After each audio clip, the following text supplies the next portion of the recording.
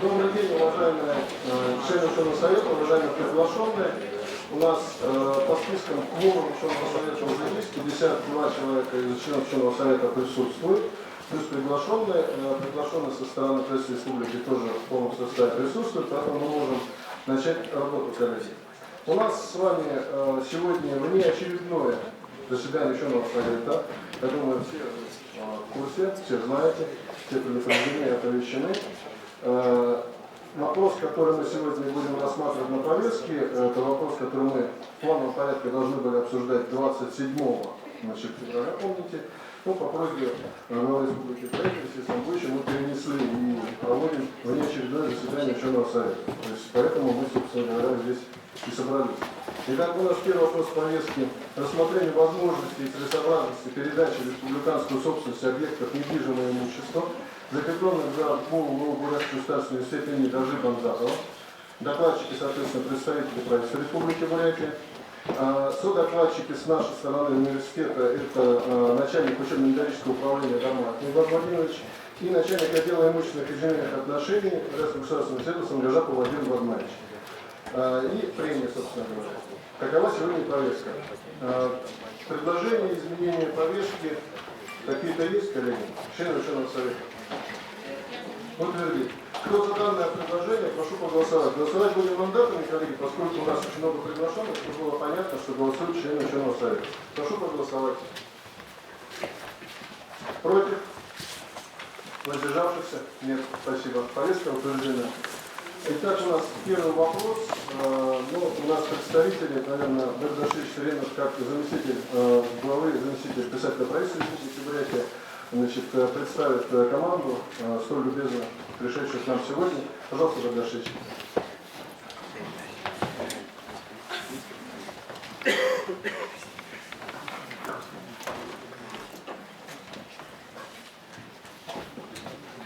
Уважаемый Николай Ильич, уважаемые члены ученого совета, уважаемые профессоры, преподаватели, я хочу сразу слышно, да? Я уже сам себя не услышал. Включите микрофон.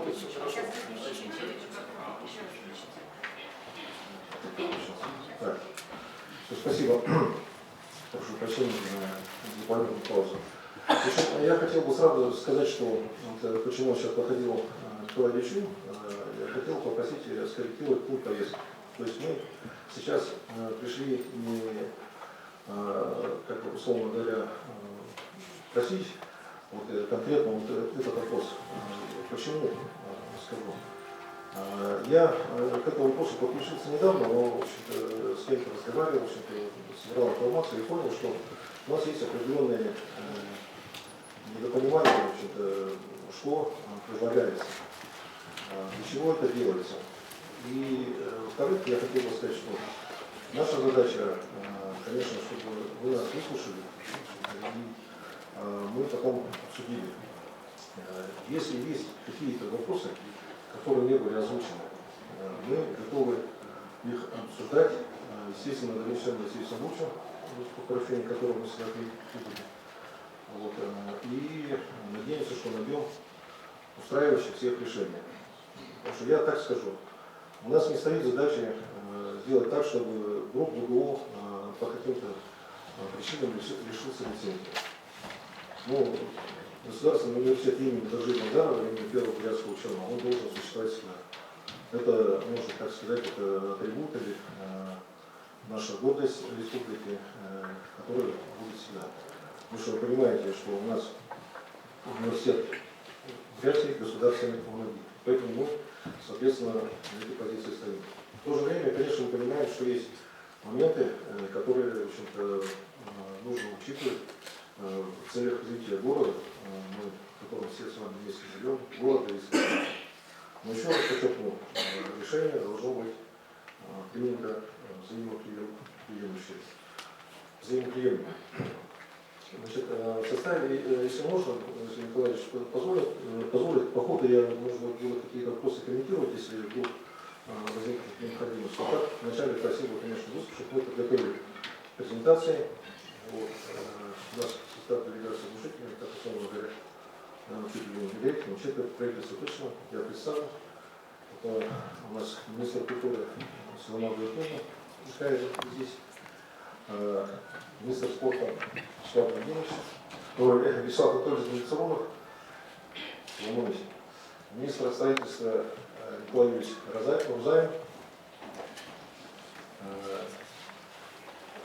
первый заместитель руководителя администрации города Владимира Геровский Олег Георгиевич, министр имущественных отношений Маргарита Николаевна Владимирова и министр образования и науки Юрий Батович Александр. Вот мы презентуем, а потом, я думаю, ответим на вопросы, чтобы было понятно. Разговаривал и понял, что иногда у некоторых есть вопросы, которых мы вообще даже не знали, что есть сомнения. Вот и чтобы эти сомнения развеять, мы пришли на слово. Если разрешите, вопросы первого выступить только написано. Можно? Да, пожалуйста, конечно.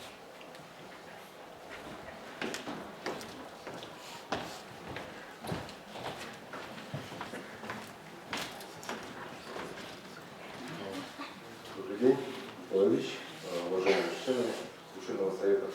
Так, презентация поставьте, пожалуйста. Презентация небольшая, короткая, мы ее сократили. И следующий слайд. Существующее положение, и мы сегодня все знаем, что наша историческая часть Слобода, как мы ее называем, центр города Советского района, он сегодня исчерпал все ресурсы территориального развития. Сегодня и мы уже обсуждаем это уже многие десятилетия для развития, есть инвесторы, но сегодня мы не можем приступить к развитию центра города, потому что сегодня нет технической возможности по инженерным сетям. И сегодня инвестиции невозможны. Здесь есть, значит, и строительство жилья, в первую очередь, то есть объектов социальной сферы. Вы знаете, что сегодня у нас не хватает школ, детских садов, особенно в центре города, где рабочие места. Значит, есть заявка сетевых, значит, больших отелей, таких как Марриотт и прочее. На сегодня, значит, большие затраты, во-первых, по расселению, и у нас, и в республике сегодня не хватает средств, чтобы это осуществить. Где-то здесь территория 28 гектаров. Следующий слайд, пожалуйста. Значит, мы видим, вот, каким развитие центра сегодня заказано. Есть вообще проект детальный, у него сейчас корректируется вообще генеральный план города Улан-Удэ, который должен быть утвержден до конца апреля. Но тот территориальный планирование, который существующий, сегодня не отвечает требованиям. И сегодня заказываем проект детальной планировки и, конечно, будем обсуждать его очень широко с общественностью. Здесь такое решение, где и социальная инфраструктура, жилье, гостиницы. Ну, и сегодня речь идет, значит, о именно развитии инженерной сети. И сегодня, значит, здесь вот есть, условно, сказать, уже на территории, о которой мы говорили, это Национальный музей, вот немножко не видно, значит, если неудачно, вот, сказать, на слайде представлен, театр Байкал. Два этих объекта, они позволят решить вопрос именно инженерной инфраструктуре, особенно это сети электроснабжения, самые большие затраты это сети водоотведения. Мы сегодня, вы знаете, пример такой вот, он неплохой, когда начали реконструкцию исторического парка по улице Михайловна, ныне улица Соборная. Но сегодня, когда мы понесли затраты, расселили, зашли инвесторы, а там по реставрации затраты серьезные. Но инвесторы даже не могут возле технического забора, четвертый дом, потому что нет сегодня, там, сказать, технической возможности включения конкретно сетей водоотведения. Центральный рынке уже такой подбор. И сегодня вот мы из-за этого стоим. Дальше, пожалуйста. Значит, проектом предполагается развитие, здесь вот комплексная схема. Проекта нет, но мы сейчас вот начинаем проектировать, стоимость всех сетей 69 миллионов, порядка 70. Значит, ну, вот здесь схематично показаны тепловые сети красным, пунктиром это новое строительство, сплошной линии это реконструкция. Правильный трактор мы должны там увеличить диаметр. Электрические сети, вот зеленые, значит, мы должны прийти из территории Волгинского района, с поселия, сети водоснабжения, водоотведения. Но вот весь центр, то есть сегодня у нас, вот, сказать, еще большая задача реализовать все это за 2 года. И в центре будут большие проблемы, потому что нам надо либо проколами, либо, так сказать, делать схему движения. Это еще необходимо будет реализовать. Дальше, пожалуйста.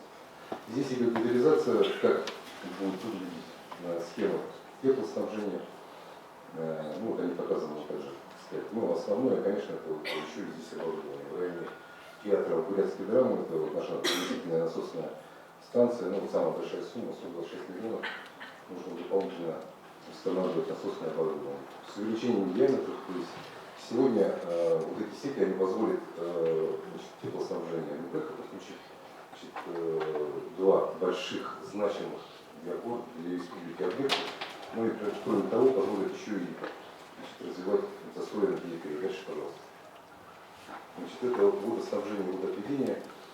Большой проект с двух сторон. Сегодня по пожарным нормам мы должны найти, кстати, со стороны Виадука, со стороны Архангельского района. И сети на водоотведение. Тоже вот они все схематично показаны. Ну и оборудование тоже дорогостоящее. Канализационная насосная станция, она находится в районе автовокзала. Следили такое круглое здание, вот оно тоже стоит в центре. Здесь предполагается его вынос, и там подземное, есть техническое решение, подземный вариант.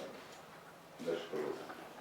Самое дорогостоящее и самое сложное для развития города в центральной части, это, конечно, отсутствие технической возможности подключения по сетям электроснабжения.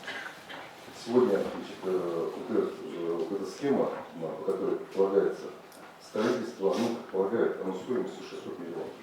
То есть вот сами линии 4 и 7 километров, эта линия 110 киловольт должны прийти с поселия, пройти под рекой, большая подстанция 50 на 50 метров, 14 мегаватт.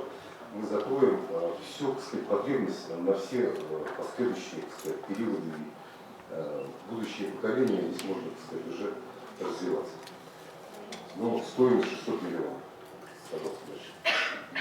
Здесь вот итоговая сумма, которая полагается именно под эти два объекта, театр Байкал и Национальный музей. Значит, ну, как я сказал, уже 600, 451, 541.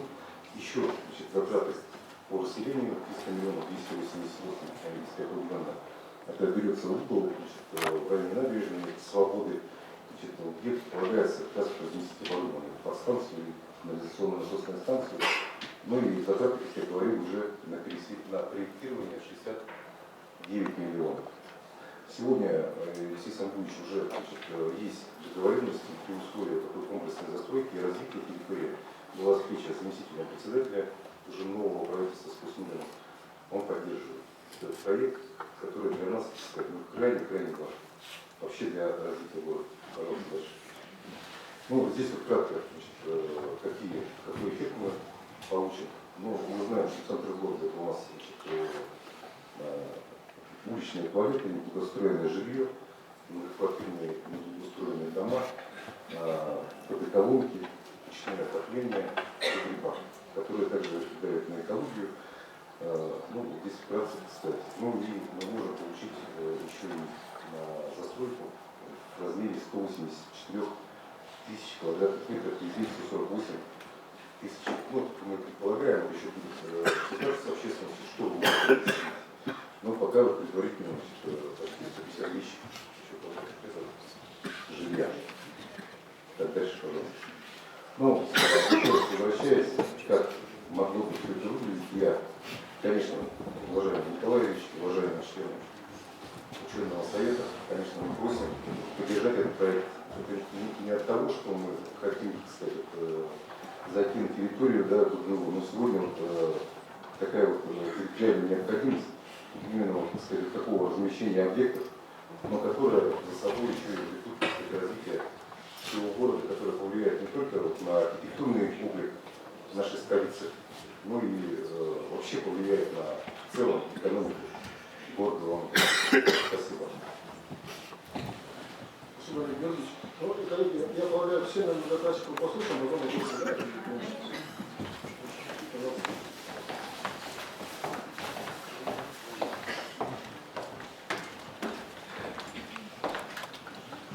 Добрый день, уважаемый Николай Ильич, уважаемые члены Ученого совета, уважаемые присутствующие. В рамках решения данного вопроса предлагаем рассмотреть, повторяюсь, возможность передачи в республиканскую собственность объектов недвижимого имущества стадиона «Спартак» Бурятского государственного университета имени Дажи Банзарова по следующей схеме. Взамен футбольного поля с бетонными беговыми дорожками предлагаем принять в федеральную собственность чашу центрального стадиона размера 110 на 70 метров с футбольным полем и беговыми ортопедическими дорожками с тартановым покрытием, ямой для прыжков в длину и сектором для толкания ядра. Почему я не говорю про трибуны? В любом случае эти трибуны будут использоваться вами, но обслуживаться будут республикой, так как под многими трибунами помещениями находятся административные здания, в которых расположены республиканские различные организации, и мы периодически их латаем, чтобы они не протекали и так далее. То есть на вас эта определенная нагрузка финансовая не ляжет. Имеющиеся, следующий слайд, вот, к сожалению, были те фотографии, которые есть, те спортивные плоскостные сооружения, это 2 баскетбольные площадки, 2 волейбольные площадки, теннисный корт, правда на фотографии сложно увидеть, но он там где-то есть. Мы предлагаем разместить на территории 2 хоккейных коробок размером 30 на 60, произведя на них ремонт и сделав их универсальными площадками с тартановым покрытием для игры в волейбол, баскетбол, теннис в летнее время и в зимнее время под заливку для игры в хоккей и фигурного катания, безусловно, за счет средств республиканского бюджета. Полосу препятствий длиной 100 метров, который также имеется на вашей территории, предлагаем разместить вдоль хоккейных коробок с юго-восточной чаши нашего стадиона. Летний лукодром предлагаем разместить на месте автостоянки, которые, как показала практика, практически не используются, и размер ее будет практически идентичен. Единственное, ширину будет чуть меньше. Это будет объект размерами 110 на 40 метров с возможностью размещения до 25 щитов для стрельбы из лука. При этом мне бы хотелось отметить, что в любом случае для Федерации стрельбы из лука мы будем готовить лукодром. Площадку в настоящее время мы изыскиваем. Ну, как вы знаете, в этом году у нас в декабре планируется сдача единственного в Российской Федерации регионального центра по стрельбе из лука, это будут закрытые помещения. И кроме этого мы в обязательном порядке сделаем для Федерации еще один открытый лукодром. Взамен раздевалок, расположенных по трибунам помещения стадиона «Спартак», предлагаем передать раздевалки, расположенные на 1-м этаже западной трибуны общей площадью 400 квадратных метров, а также по трибунные помещения с южной чаши стадиона. Вот если здесь смотреть, это по цифре 5, для того, чтобы вы могли размещать там оборудование, хранить какой-либо инвентарь для проведения занятий. То есть данное количество спортивных сооружений, помещений полностью соответствует передаваемому республике, даже в какой-то степени намного и по качеству, и по объему больше. Также мне хотелось отметить, что в рамках реализации федерального проекта «Спорт. Нормы жизни», в рамках реализации федеральной целевой программы в республике мы в этом году мы строим около 40 спортивных объектов. В частности, в 2021 году мы строим полноценный стадион в 103-м квартале. Это если мы говорим о вообще потребностях спортсооружений в республике с полноценной 400-метровой дорожкой, футбольным полем. В случае положительного решения этого вопроса футбольное поле со стадиона «Спартак» будет перемещено на спортивный комплекс «Локомотив», который в этом году РЖД передали городу Улан-Удэ. И, конечно, также мне хотелось сказать, разговор шел о возможных перспективных планах развития Бурятского государственного университета, который я также в свое время заканчивал. Это тоже является предметом моей гордости. Если будут планы, а мы, со слов Алексея Самбовича, готовы подключаться к вопросам продвижение этих планов по строительству новых спортивных объектов с выделением земельных участков под данный объект. Так что, уважаемые коллеги, вот что я хотел вам доложить. Спасибо.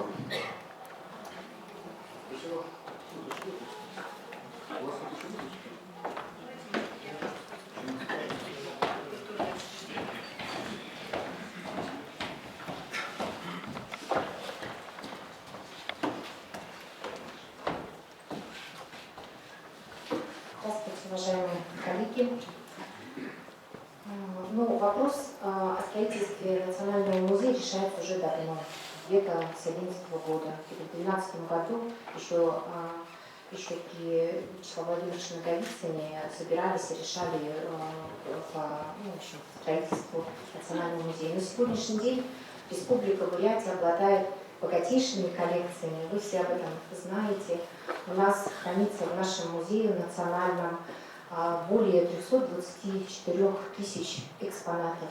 У нас и богатейшая буддийская коллекция, богатейшая православная коллекция, у нас богатейшая коллекция гуннов, у нас и живопись и так далее.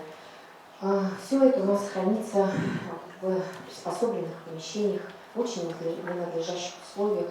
У нас было такое, мы сейчас храним все это в полуподвальных помещениях, и если сверху прорывает труба, то есть все наследие, культурное наследие нашей республики оказывается под угрозой порчи. Вот мы стараемся, работаем, стараемся реставрировать и сохранять, создавать условия. Для этого работа идет. Но вот сейчас у нас возможность строительства, наконец-то, выделены деньги по президентской дальневосточной субсидии. И эти деньги выделены всего лишь на 2020 на 2021 годы. Нам очень хотелось бы получить строительство Национального музея к 100-летию Республики Бурятия как подарок для жителей. Ну и, конечно же, строительство Национального музея, это будет предметом гордости для всей республики. И я думаю, город сейчас очень классно показал, как будет развиваться центр города. И если мы все-таки получим эти деньги, 1 700 000 000, то у нас это же получается в комплексе нам дают эти деньги и для музея, и для театра Байкал. У нас центр города превратится в очень культурный, хороший кластер. И думаю, это будет притягивать и молодежь из других регионов, и нашу молодежь. Мы состоимся как культурный центр Российского Востока. И я думаю, и на ВГУ, и на поступаемость, и на абитуриентов, на качество жизни, в том числе молодежи, это будет сказываться. Спасибо большое.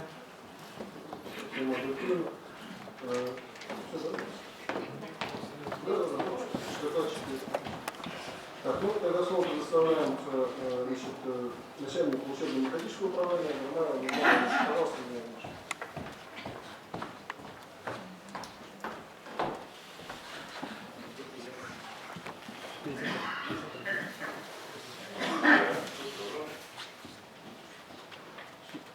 Добрый день, уважаемые коллеги. Разрешите представить информацию о требованиях нормативных актов по организации физического воспитания и образования в образовательных организациях. Вначале несколько общих цифр. В университете реализуется 103 образовательные программы бакалавриата, 46 программ магистратуры, 2 специалитета, 19 аспирантуры, специальности ординатуры 9 и программы среднего профессионального образования 21 наименование. Контингент студентов составляет 8185 студентов, человек, в том числе 861 человек по уровню СПО. В связи с нехваткой учебных помещений обучение осуществляется в 2 смены, практически на всех факультетах. Общее число обучающихся по дисциплине физическая культура и спорт составляет 4758 человек. Загруженность спортивных площадей только по базовым дисциплинам физическая культура и спорт составляет 984 часа в неделю по программам высшего образования и 80 часов в неделю по программам ТСПО. в связи с чем необходимо наличие одновременно не менее 20 спортивных площадок. И это без учета самого факультета физической культуры, спорта и туризма. В связи с нехваткой спортивных площадок общего назначения учебные занятия проводятся в специализированных помещениях и площадках. Спортивные площади университета используются по назначению круглогодично, ну и практически круглосуточно, с самого утра до позднего вечера. В дневное время здесь проводятся основные занятия по основным образовательным программам, и после них проводятся различные секции, тренировки и так далее для обучающихся университета. В каникулярное время здесь проводятся спортивные сборы для студентов по профильным направлениям и спортивные соревнования и плановые ремонтные работы.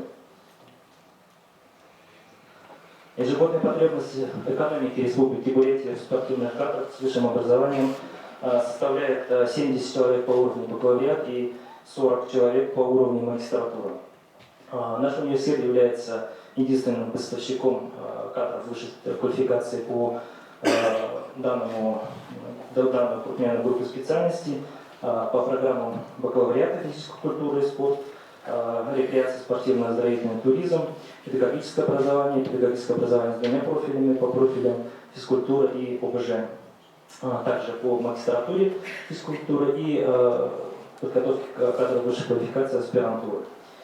Подготовка вся ведется на факультете физической культуры, спорта и туризма, численность обучающихся которых составляет 375 человек, и в том числе обязательным требованием федеральных государственных образовательных стандартов по данному направлению является формирование компетенции выпускников вести профессиональную деятельность с учетом особенностей функционирования различных типов спортивных площадок. То есть для полноценной реализации данных направлений нужен самый широкий спектр данных площадок по постоянном доступе. Кроме практической подготовки по основным образовательным программам, все студенты данного факультета занимаются в группах повышения спортивного мастерства, которые проходят по отдельному расписанию по указанным видам спорта. В настоящее время в Российской Федерации уделяется огромное внимание развитию студенческого спорта. Студенческий спортивный клуб Бурятского государственного университета «Байкальские волки» входит в ассоциацию студенческих спортивных клубов. Председателем политического совета, который является президентом Российской Федерации Владимир Путин. Студенческие сборные университета по данным направлениям активно участвуют в спортивных соревнованиях международного и всероссийского уровня, занимают высокие места, имеют высокие достижения, что было бы невозможно без стадиона и специализированных спортивных площадок. На федеральном уровне установлены основные принципы государственной политики и правового регулирования отношений в сфере образования, включающие в себя приоритет жизни и здоровья человека, закрепленный статьей 3 Федерального закона об образовании номер 273 ФЗ, в котором в строгой мере должны руководствоваться образовательные организации, в обязанности которых указанным законом вменено в том числе создание условий для занятий физической культурой и спортом, обеспечение реализации в полной мере образовательных программ, в обязательную часть которой входит, естественно, физическая культура и спорт, создание безопасных условий обучения, организация создания условий для профилактики заболеваний и оздоровления обучающихся, для занятий физической культурой и спортом, развитие творческих способностей и интересов, включая участие в физкультурных мероприятиях, спортивных мероприятиях, в том числе официальных спортивных соревнований и других массовых мероприятий. Это статьи 28, 34, 41 Федерального закона. Аналогичные обязанности возложены на объекты физической культуры и спорта, к которым относятся и образовательные организации высшего образования, Федеральным законом о физической культуре и спорте Российской Федерации. В законе указано, что организация физического воспитания и образования в образовательных организациях включает в себя, помимо прочих требований, проведение обязательных занятий физкультурой и спортом, содействие развитию и популяризации школьного и студенческого спорта. Провозглашая значимость развития физкультуры и спорта в системе образования, образовательным организациям предоставлено самостоятельное определение форм занятий физкультуры, средств физического воспитания, видов спорта, методов и продолжительности занятий физической культуры на основе федеральных государственных образовательных стандартов и нормативов физической подготовленности. Федеральных стандартов, государственных образовательных стандартов высшего образования по всем направлениям подготовки бакалавриата и специалитета установлено, что в результате освоения программы выпускники должны быть сформированы определенные обязательные компетенции, в том числе способность использовать методы и средства физической культуры для полноценной социальной и профессиональной деятельности. Для освоения данной дисциплины в компетенции в стандартах предусмотрены обязательные дисциплины, в том числе по физической культуре и спорту. Для стандартов среднего профессионального образования по всем специальностям установлено, что в обязательной части учебного плана должны иметься дисциплины по физической культуре и спорту. Кроме того, во всех ГосСПО установлены требования к условиям реализации программ, в числе обязательных наличия спортивных объектов, зданий и сооружений, а также требования с перечнем кабинетов, лабораторий, мастерских и других помещений, среди которых спортивный комплекс, который включает в себя открытый стадион широкого профиля с элементами полосы препятствий, спортивный зал и стрелковый тир. Без этих элементов, соответственно, не может быть речи о реализации программ среднепрофессионального образования. Кроме того, согласно закону Российской Федерации о лицензировании отдельных видов деятельности номер 99 ФЗ и постановлению правительства Российской Федерации о лицензировании образовательной деятельности, наличие стадиона и специализированных спортивных площадок, в том числе полосы препятствий и других спортивных объектов, является обязательным лицензионным требованием федеральных государств, требованием таких же, как и требования федеральных государственных образовательных стандартов высшего и среднего профессионального образования. При отсутствии данных объектов университет не имеет права на осуществление образовательной деятельности. Уважаемые коллеги, лишение университета необходимых спортивных площадок общего профиля и специализированных площадок в постоянном доступе или ухудшение условий образовательного процесса по отношению к обучающимся, в том числе и к несовершеннолетним, которые у нас есть в нашем колледже, является нарушением вышеперечисленных нормативных актов и влечет за собой лишение нашего университета лицензии на ведение образовательной деятельности. Собственно, лишение лицензии – это перевод всех студентов в другие вузы и увольнение всех сотрудников. Ну и все. Пожалуйста, у нас следующий докладчик, кандидат на назначение. Всем дадим слово.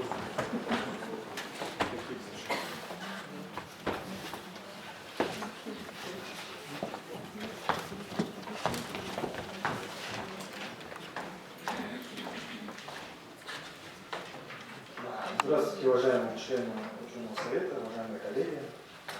Хочу предложить вашему вниманию алгоритм действия образовательных организаций по передаче имущества из федеральной собственности в собственность субъекта Российской Федерации в соответствии с законом, в соответствии с законодательством Российской Федерации.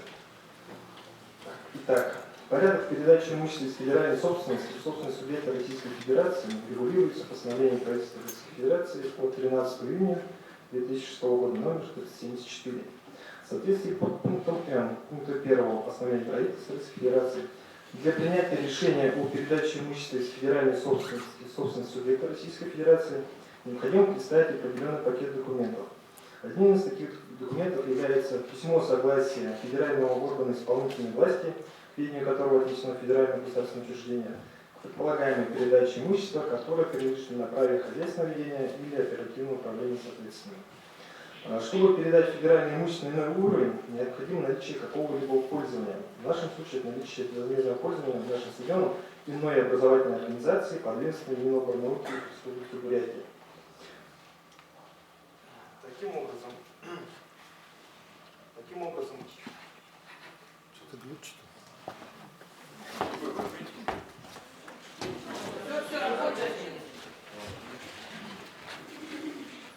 Таким образом, в целях получения согласия учредителя в лице Министерства образования, Министерства науки и высшего образования Российской Федерации,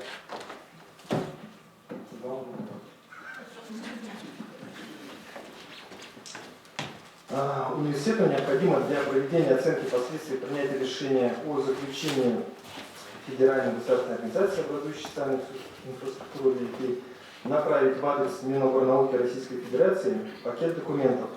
Один из документов как раз является это решение коллегиального органа управления образовательной организации о необходимости передачи в безвозмездное пользование объекта. То есть по итогам голосования текущего ученого совета должны принять постановление о возможности и целесообразности передачи объектов недвижимого имущества на праве безвозмездного пользования. В случае положительного решения ученого совета университет направляет пакет документов в Миноборнауки России для проведения оценки последствий принятия решения о заключении Федеральной государственной организации, образующей социальную инфраструктуру детей, находящейся в ведении Миноборнауки России, договора безвозмездного пользования закрепленного на ней объектов. Хотелось бы отметить, что договор аренды и договор безвозмездного пользования не могут заключаться, если в результате проведенной оценки установлена возможность ухудшения, обеспечения, продолжения оказания социальных услуг детям. Получение заключения возможности передачи имущества в безвозмездное пользование. Здесь оно проходит по следующим критериям. Первое – это обеспечение продолжения оказания социальных услуг детям с использованием объектов социальной инфраструктуры, предлагаемого передачи в безвозмездное пользование. И также обеспечение оказания услуг детям в объеме не менее, чем объем таких услуг, представляемых с использованием объекта социальной инфраструктуры. То есть мы говорим, для того, чтобы принять положительное заключение о возможности передачи имущества в безвозмездное пользование, университет должен показать, что планируемая передача имущества является избыточным и нет необходимости в его дальнейшем использовании. В нашем случае вопрос о передаче объекта недвижимости из федеральной собственности субъекта не может быть рассмотрен, может быть рассмотрен после предоставления университету спортивных объектов, отвечающих всем требованиям, необходимым для реализации федеральных и государственных образовательных стандартов. Что касается подготовки и направления пакета документов для согласования сделки по передаче, университет готовит такой пакет документов, в том числе и финансово-экономическое обоснование целесообразности заключения договора, а также информацию о прогнозе влияния результатов сделки на эффективность деятельности университета. Следующим шагом у нас идет это согласование Миноборнауки России с Росимуществом о возможности передачи федерального недвижимого имущества в безвозмездное пользование. Причем на данном этапе изначально Миноборнауки России предлагает имущество сначала в иные подведомственные вузы, расположенные в субъекте Российской Федерации. В случае отрицательного ответа Росимущество вносит предложение в федеральные органы. Если все откажутся, то только тогда принимается решение о передаче субъекта Российской Федерации. Также в случае положительного решения Росимущества Республики Бурятия университету будет направлено письмо распоряжения Миноборнауки России о согласовании передачи объекта недвижимого имущества в безвозмездное пользование. После чего между университетом и иной образовательной организацией под ведомством Миноборнауки Республики Бурятия заключается договор безвозмездного пользования. Далее идет подготовка и подача комплекта документов уже судополучателем, то есть это субъект Российской Федерации, по согласованию передачи имущества из федеральной собственности в собственность субъекта Российской Федерации. И в том числе согласие университета на передачу имущества, принадлежащего и на праве оперативного управления. Что касается получения распоряжения передачи, дальше идет у нас получение распоряжения передачи имущества из федеральной собственности Российской Федерации. Затем идет у нас погашение права оперативного управления БГУ и права собственности Российской Федерации на объекты недвижимого имущества. Затем идет регистрация права собственности Республики Бурятия на объекты недвижимого имущества. И после передачи объектов недвижимого имущества в республиканскую собственность как раз начинается работа уже непосредственно согласования прекращения права постоянного бессрочного пользования БГУ и прекращения права собственности Российской Федерации на земельный участок под стадионом и иными плоскостными сооружениями. Дальше алгоритм действия рассказывать не буду, потому что на данном этапе уже отрабатывает субъект Российской Федерации, то есть сбор комплекта документов, от нас потребуется только согласие.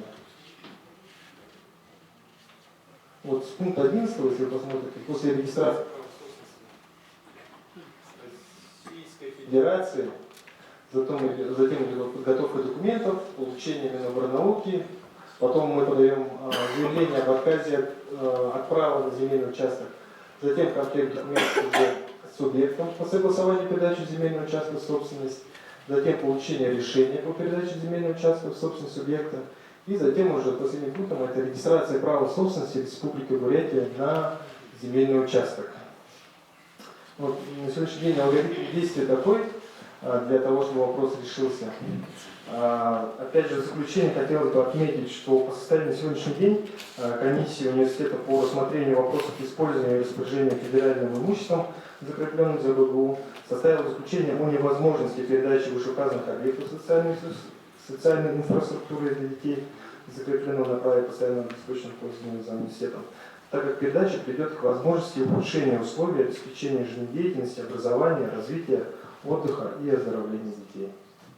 У меня на этом все. Спасибо. Так, коллеги, пожалуйста, вопросы сразу к прению можно. Пожалуйста.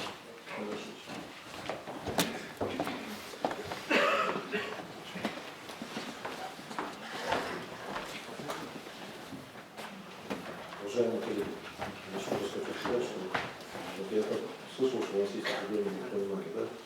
Мы не ведем сейчас речь о том, чтобы вы прямо сейчас передавали собственность республики.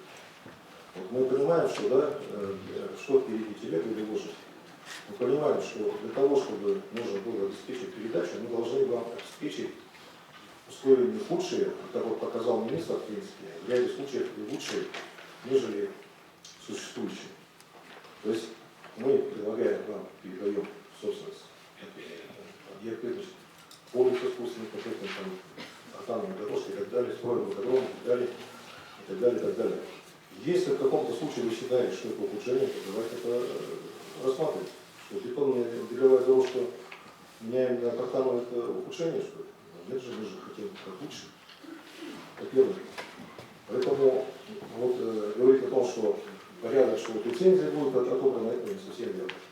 Вот коллега выступал, у нас хорошая презентация по передаче из федеральной собственности в республиканскую. Хорошая презентация. Значит, Маргарита Антоновна почему позвал, потому что она тоже может сказать, как будет осуществляться. Вот, кстати, из республиканской собственности, федеральной, мы передадим гораздо быстрее. Нам для этого достаточно будет, как говорится, политической воли и согласие депутатов права. Поэтому это будет выглядеть совершенно гораздо быстрее. Я считаю, что по-хорошему нужно, если мы в диалог входим, нужно определять какая-то последовательность действий. Если передачи не будет, то, естественно, из республиканской собственности федеральной, соответственно, вам, центрального стадиона, то никакой речи о том, чтобы передавать стадион БГУ, не будет. Вы сами понимаете, потому что заключение есть, ухудшение, оно немножко рано, потому что не обосновано. В принципе, все правильно написано, не было, видимо, сформулировано предложение, или оно не дошло до вас. Предложение, оно конкретное. Мы сейчас вот предлагаем вот этот вопрос, как говорится, посмотреть, посоветоваться по поводу. Ну и Гарри Батович, наверное, позже может сказать, мы вообще, на самом деле, республика настроена на то, чтобы БГУ развивать. Вы слышали о том, сколько глава говорит, что сейчас мы вливаем места по бюджетным местам. Ну, Гарри Батович, пожалуйста, прокомментируйте вот это. Я просто хочу, чтобы вы вот это услышали, в том числе по преподавание для преподавателей бурятского языка, обучения и так далее. Пожалуйста, можно, да?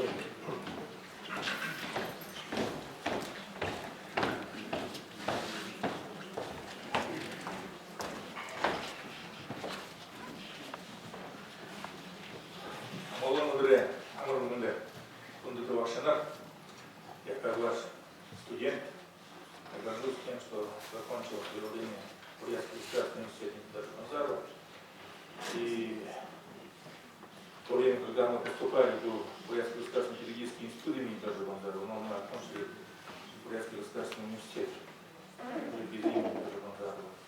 В 2019 году общими усилиями справедливость восторжествовала, и имя даже Бондарова вновь присвоено нашему Бурятским государственным университетом. Как министр образования нашей республики, конечно, не допущу, чтобы условия реализации каких-либо образовательных программ, какого бы уровня не было, были ухудшены. В этом вопросе я разбирался, и много мы общались с Министерством спорта и молодежной политики. Те передаваемые объекты спорта, которые мы предлагаем взамен инфраструктурной мощности Бурятского госуниверситета, они ничем не хуже на данный момент. Где-то, наоборот, и выигрыш. Если мы будем говорить о перспективном развитии Бурятского государственного университета, о тех объектах, которые еще не построены, но в программе развития Бурятского госуниверситета, то, конечно, вот Вячеслав Анатольевич сказал, что Республика Бурятия всеми усилиями будет поддерживать и изыскивать земельные участки, необходимые для реализации нашей программы развития ГГУ.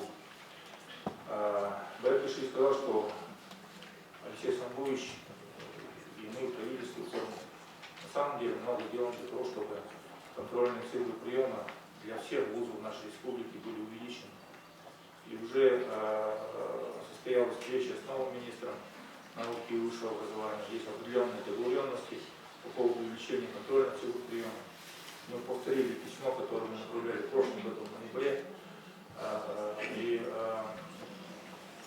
на 6,5 тысяч необходимых для экономики республики бюджетных мест предварительное распределение Департамента экономической политики Министерства науки и высшего образования более 4 тысяч. Никогда вот такое количество бюджетных мест вузы республики не получали. Самое большое в 2017, по-моему, году 2100 мест. Всего было. Поэтому в прошлом году мы 2700 получили, на все вузы нашей республики. Уважаемые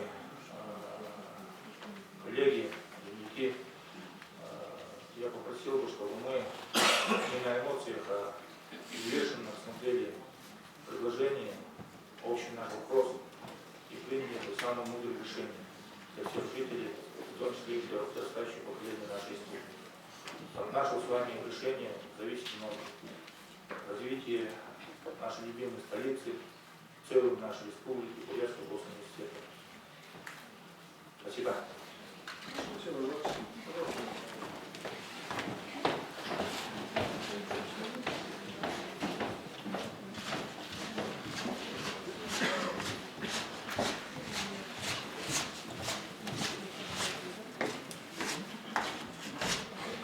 Уважаемые коллеги, просто справочно по финансовому содержанию тех имущественных объектов, которые планируется нам передать. На данный момент содержание и по той информации, которую нам передало Министерство спорта Республики Бурятия, содержание центрального стадиона обходится в 57 с лишним миллионов рублей. Только налогов платится на 15 миллионов. Если нам передаются в собственность, даже центральная чаша, то налоговое бремя, по предварительным оценкам, будет достаточно высоким для университета.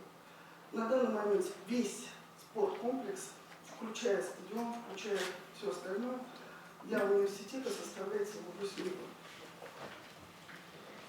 Кроме этого, университет, вы все в курсе, что налоги университет платит в том числе из бюджета.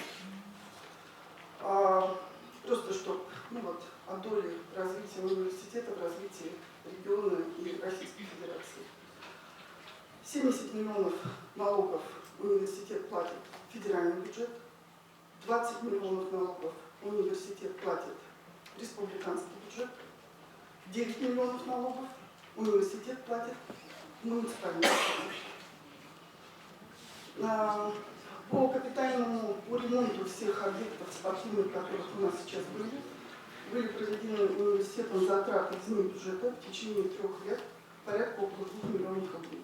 То есть сейчас все спортивные сооружения по требованиям, которые предъявляются, они для проведения соревнований всех стран, они приведены в соответствие. Ну, Борис Александрович, я, конечно, понимаю, что это нехорошо, и я тут воспользуюсь гендерным, как и некоторым своим преимуществом. Республика и на 20-20. Но коллеги еще об этом не знают. Из контрольных цифр приема наш университет и технологический университет по программам СПО исключила. Все, спасибо. Спасибо. Пожалуйста, еще коллеги. Пожалуйста, Николаевич. Сейчас выступающий, пожалуйста. Пожалуйста, Николаевич.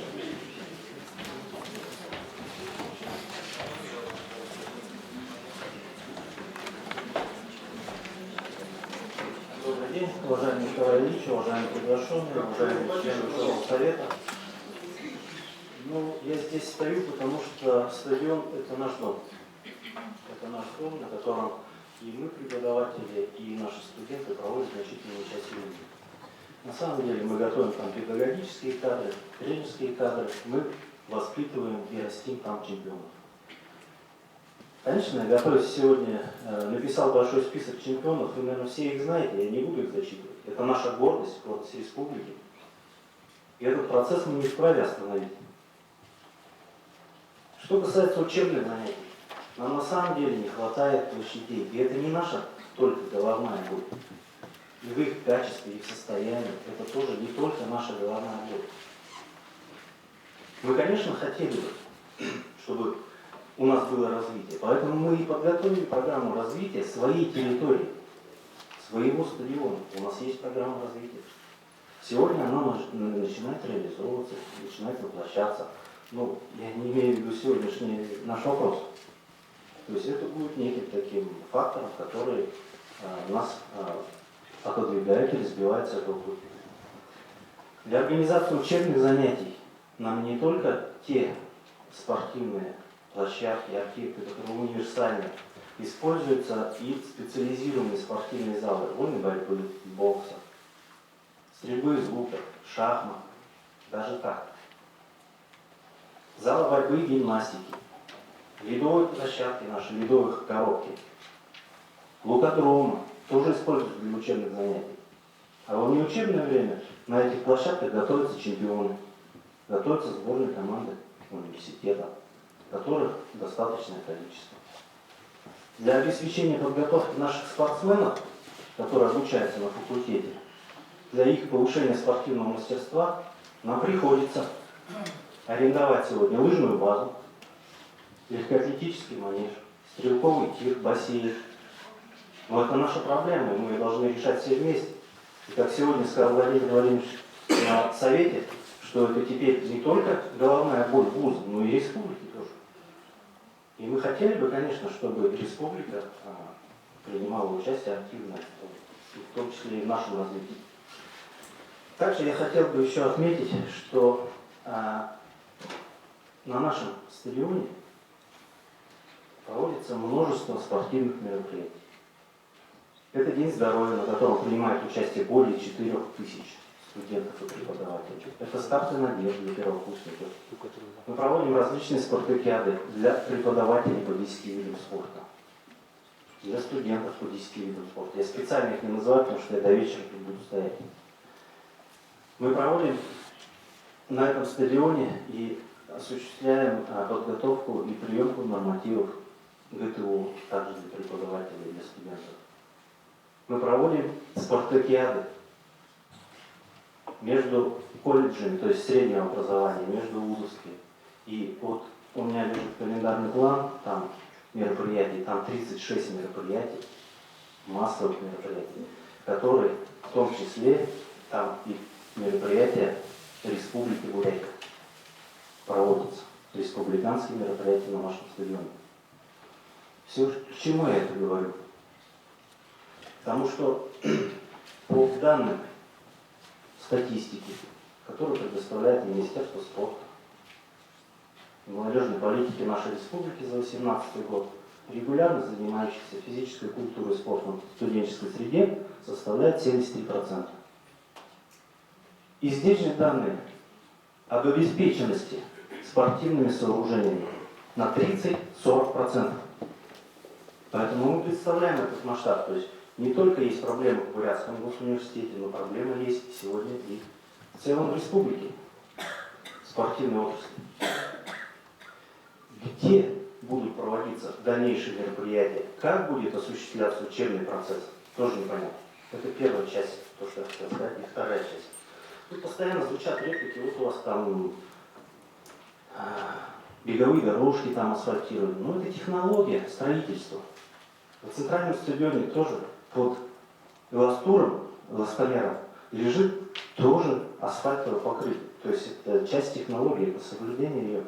И чтобы оборудовать наш стадион Бурятского госуниверситета такими дорожками, потребуется всего 6-10 миллионов рублей. Ну, в зависимости от качества там и так далее. Что касается то, что якобы нам предполагается передать, ну, во-первых, это будет уже не наш, это будет не наш дом, это будет не собственность, да? И как мы там будем распоряжаться, непонятно, потому что у нас студенты, как сказали мои коллеги, и день и ночь на стадионе. Кроме того, я хочу сказать, что Центральный республиканский стадион был сдан в эксплуатацию в 2011 году. То есть в 2021 году будет 10 лет. И истекают все сроки нормативной эксплуатации футбольного покрытия, атлетических дорог, которые потребуют ремонта. Еще я хочу сказать, что вот среди всех вот этих предложений, которые прозвучали, ну, в том числе Олег Георгиевич сказал, да, презентовал наш проект, но там вот в части развития города, ну, во-первых, наверное, не совсем корректно в своей фантазии там, да, на месте существующего без согласования рисовать, ну, это мое мнение, ничего-то больше. И второе, что я хотел сказать, на этом проекте нет никаких сетей на остров Счастья или еще куда-то там, более, то есть, что нам предлагается, мы пока вообще не понимаем.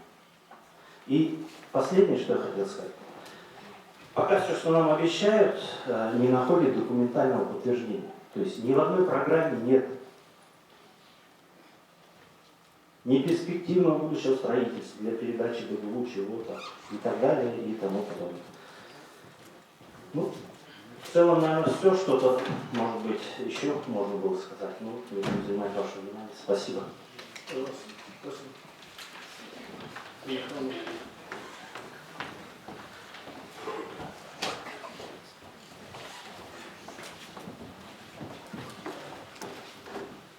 Я хочу представиться для приглашенных. Алтанова Валентина Михайловна, кандидат физико-математических наук, доцент физико-технического факультета. Уважаемые коллеги, мы сегодня прослушали несколько выступлений представителей нашего правительства, выслушали представления наших коллег. Я считаю, что, конечно, то, что нам предлагают, это неравноценная замена.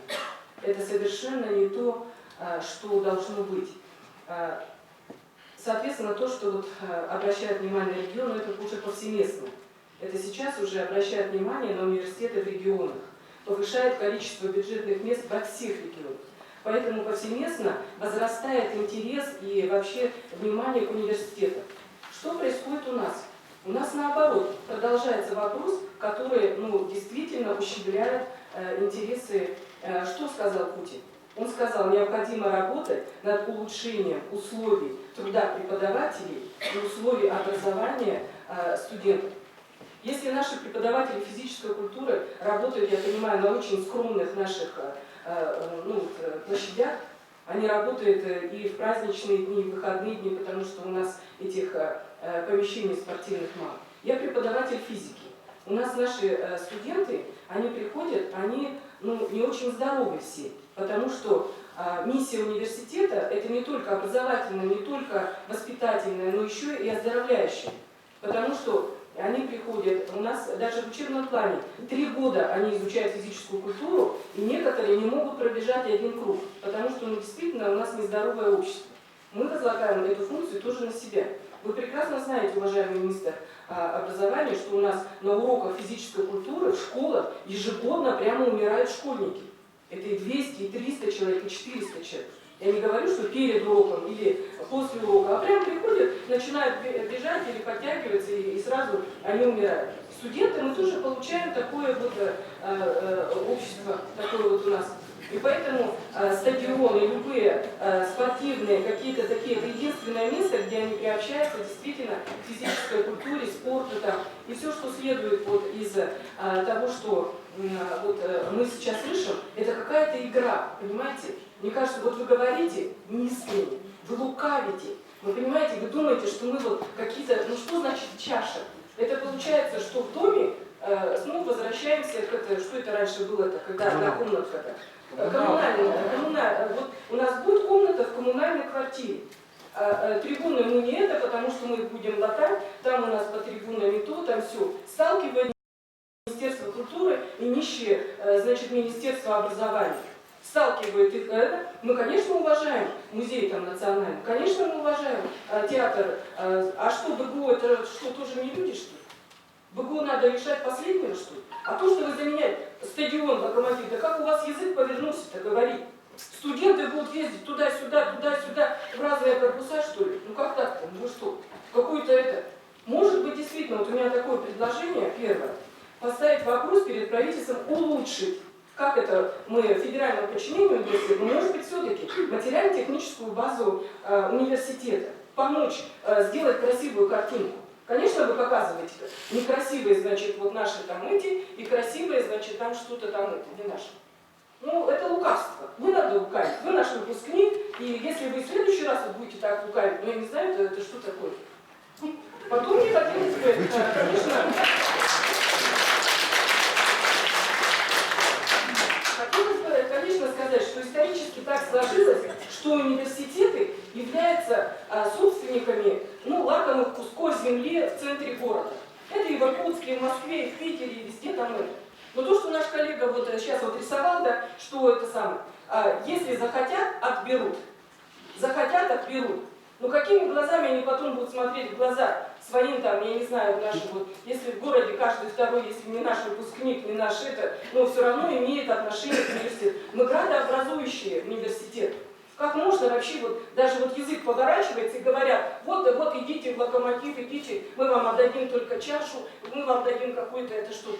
Вы думаете о том, чтобы вот в центре города лакомый кусочек просто отобрать какие-то? Неужели нельзя какие-то вот в эти инфраструктуры, в эти включить и стадионы или какие-то спортивные там сооружения Бурятского государственного университета? Нет, обязательно нужно, значит, затопляемую зону, которую, да, там, туда, значит, музей, значит, чтобы там залило там вообще, и чтобы, значит, это, там, театр Байкал, значит, танцевал. Ну что такое-то? Это вообще, ну, давайте, у меня еще следующее предложение. Вот моя подруга, она все время говорит, с людьми надо разговаривать. Действительно, давайте, если пока нужно, будем, ну, на таких, на дипломатических. Если можно, ведь пока можно вести переговоры, будем вести переговоры. Торг уместен, но торг должен быть равноценный. То, что вы сейчас предлагаете, ну я таким словом говорить не буду, но умею, между прочим. Значит, и вот нужно попробовать построить диалог. Первое, может быть, каким-то образом включить для Министерства культуры найти какие-то другие объекты. Ну что он прям БГУ, единственное прям место, прямо на стадионе, прямо клином сошелся прямо что ли. Это что такое-то вообще? Значит, нужно обязательно продумать этот вопрос.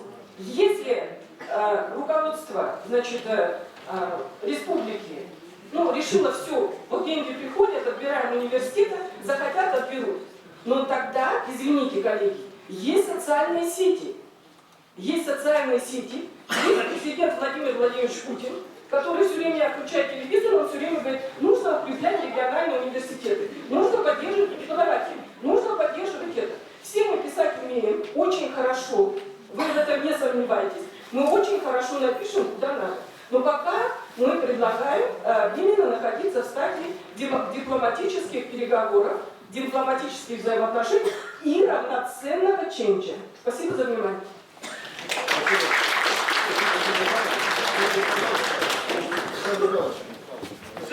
Это несколько эмоционально, коллеги, давайте посмотрим.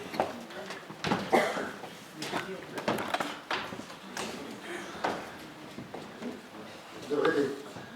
Наверное, трудно делать замечание Валентине Михайловне, что она национальна, потому что нам наступили, очень крепко наступили на самое больное место. Прежде чем начать свое выступление, я хотел бы задать вопрос, вот, кто у нас выступал, архитектор или кто-то из градостроителей.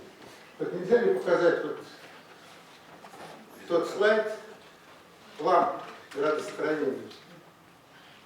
Нельзя, да? Ну тогда вспомните. Улица Свободы. С правой стороны номера начинаются от той улицы. Вот Пуды. С левой стороны планируется построить музей прекрасный. У нас музеи маленькие, старенькие, музей нужен, слов нет. А с правой стороны, почетной стороны, там намечается построить многоэтажные дома. А если этот же самый музей перенести на правую сторону, что от этого мы потеряем? Дома построить в микрорайоне. Да нет, но дома-то все равно уже снесли. Их, вернее, планируют снести, там дома уже были трижды, вот такой больше даже. Несколько раз были потоплены, там дома только снаружи закрыты, там уже ничего нет. Я думаю, что ничего не изменится, если снести там вот эти 3 двухэтажных дома и построить прекрасный музей, не то, где там было. Самый первый слайд. Ну, пусть бы еще крупнее был. Ну хорошо, ладно.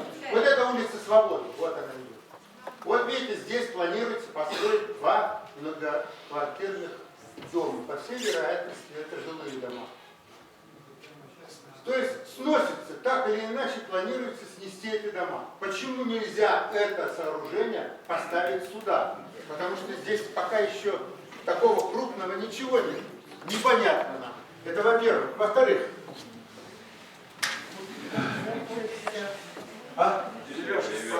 ну да, вот эти деревяшки, они там. Ну мы знаем, мы ходим. Второй вопрос. К сожалению, я должен сделать очень крупное замечание своим коллегам с Министерства спорта. Вячеслав Викторович, надо отличать футбольное поле и дорожки и стадион. У нас в лицензии написано стадион. Если мы даже согласимся и сделаем только вот это вот футбольное поле, это будет сразу ухудшение нашего состояния. Сразу. Это во-первых. Во-вторых, а как потом перевести? Это же какая будет мука переводить их в собственность России? Этот кусочек, вот этот кусочек один собственный, этот другой, это точно будет многоквартирный дом, вот как раньше коммуналки были, и много-много-много всяких вещей. Я думаю, что вот эта непродуманность, она привела вот к таким не очень приличным решениям. Вообще, вот я вспоминаю, я давно работаю в ВУЗе, помню, как строили, вот, допустим, ну вот, главный корпус. Когда строили главный корпус, снесли 10 жилых домов, один дом, в котором я жил, и 3 барака, в которых были квартиры там по 12-15 квадратных метров, и в них было прописано по 3-4 семьи. Но все-таки правительство, ну тогда обком партии, нашел возможность убрать все это и построить корпус. Когда строили вот этот второй корпус в конце 50-х годов, но почему-то всегда шли нам навстречу. Снесли здесь общежитие педучилища, снесли библиотечный корпус, поставили, но в последнее время это что-то вообще непонятно. Вместо того, чтобы помочь университету в развитии, нас пытаются со всех сторон отщипнуть что-то. То потребовалось здание на учебный один, то теперь вот стадион потребовался. Да стадион-то, вы понимаете, его уже надо списывать. Что вы предлагаете, уважаемые коллеги? Когда строился этот стадион, нас вызывали туда. Я еще тогда говорил Георгий Брехт, он был тогда зампредседателя правительства. Нельзя там строить. Там же болото. В этом месте я ловил карасиков, там болото было. Нет, построили. Теперь каждое лето по колену в воде. То же самое и будет с музеем. А стадион? Ну вот вы там перечислили красиво, что футбольное поле уже не отвечает никаким требованиям. Вы что предлагаете? Пожалуй, последний раз его лицензировали. Если провести соревнования, допустим, в первой лиге или высшей лиге, мы не сможем это сделать, потому что она не получит лицензии. Поле уже пришло в негодность. Беговые дорожки должны уже давно были замениться. А сектора для прыжков и метания, их только можно назвать место, где возможно сделать сектор. Сектора как такового там ни одного нет. Ни одного нет. Ну, я специалист в этом деле, я 6-й десяток уже занимаюсь этим делом, и знаю, что такое. Я объехал всю страну. Знаю, где какие стадионы. Ну это же не стадион. Зачем предлагать? Ну, бери Боже, что нам не Боже. Для того, чтобы его привести в порядок, нужно вложить огромные деньги. И тем не менее, в этом случае университет теряет развитие. Вот у нас есть там возможность построить бассейн, можно построить лукодром, есть возможность построить менеж. Все это в планах есть. А нам предлагают тут вот кусочек, там кусочек. Все это будет разбросано. А тем более строить где-то там на Богородском острове или что. У нас ведь вот до этого докладчики говорили о том, что мы занимаемся 2 смены. А вы представляете, что значит поставить физкультуру в это расписание, если студенту после пары нужно ехать к черту на куличик? Это же просто невозможно. 2 смены. То есть вот это решение, я считаю, что просто в голове тут посоветовал не очень компетентный помощник вот такое решение этой проблемы. Это очень плохая идея. Очень. Я считаю, что идти на какой-либо обмен, ну просто сейчас нет никакой силы. Ну постройте стадион, сделайте это, вы передайте весь. А не тут кусочек, там кусочек. Но предварительно приведите его в порядок. Спасибо.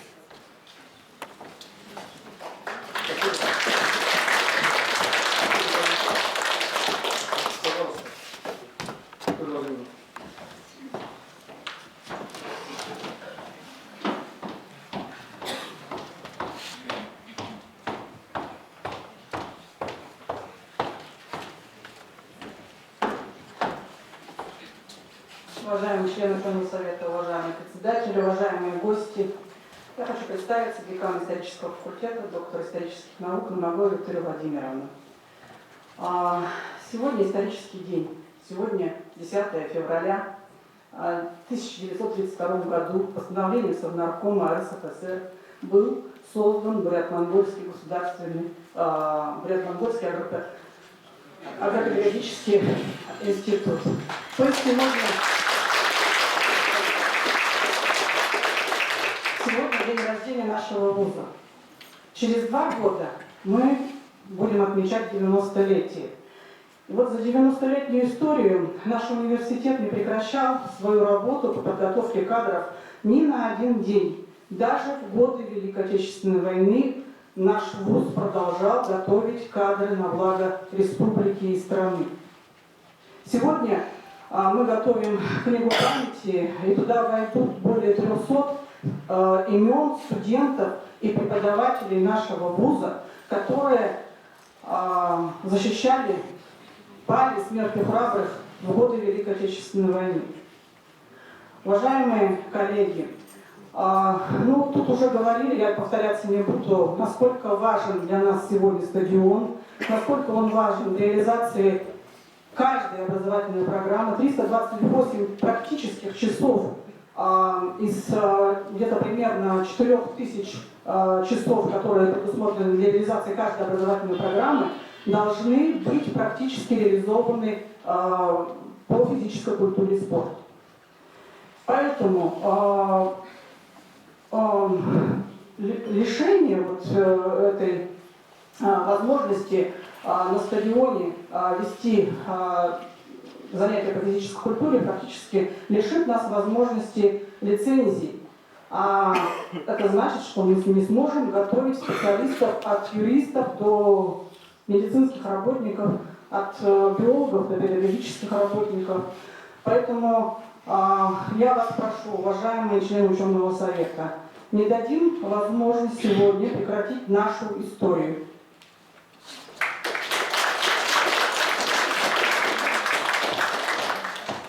Пожалуйста, Иван.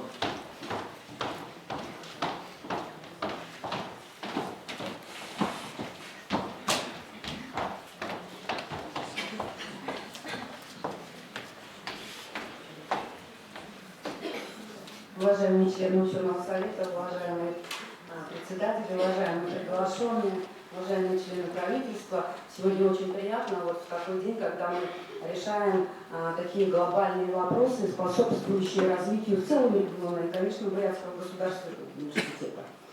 Но я хочу вам сказать несколько с иной стороны. Я являюсь председателем профсоюзной организации Бурятского государственного университета. И вот одной из целей, которую мы с вами отлично знаем, это защита индивидуальных и коллективных социальных, трудовых и профессиональных прав и интересов нашего университета. Это только одна цель. И поэтому, когда речь идет о трудовых правах, здесь профсоюзный комитет должен сказать следующее. В настоящее время отрасль образования, высшего образования на подъеме. Буквально 7 февраля президент сказал о значимости региональных вузов.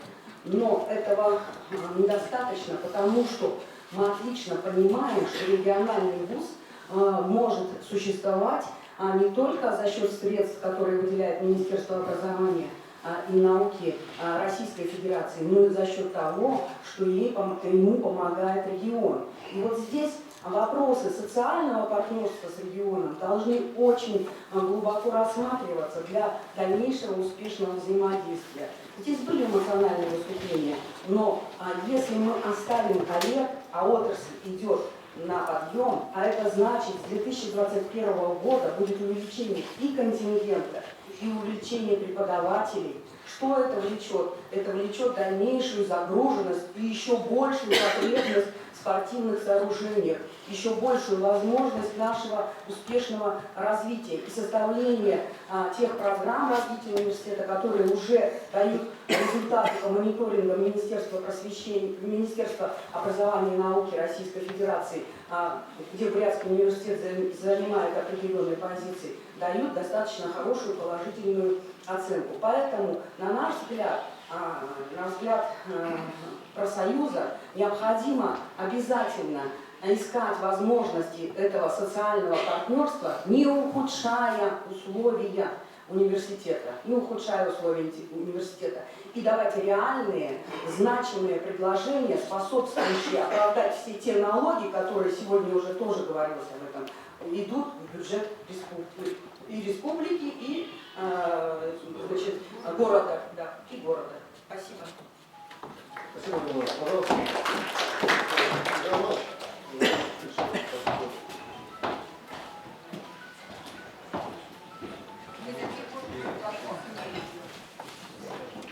Можно параллельно вопросы задавать.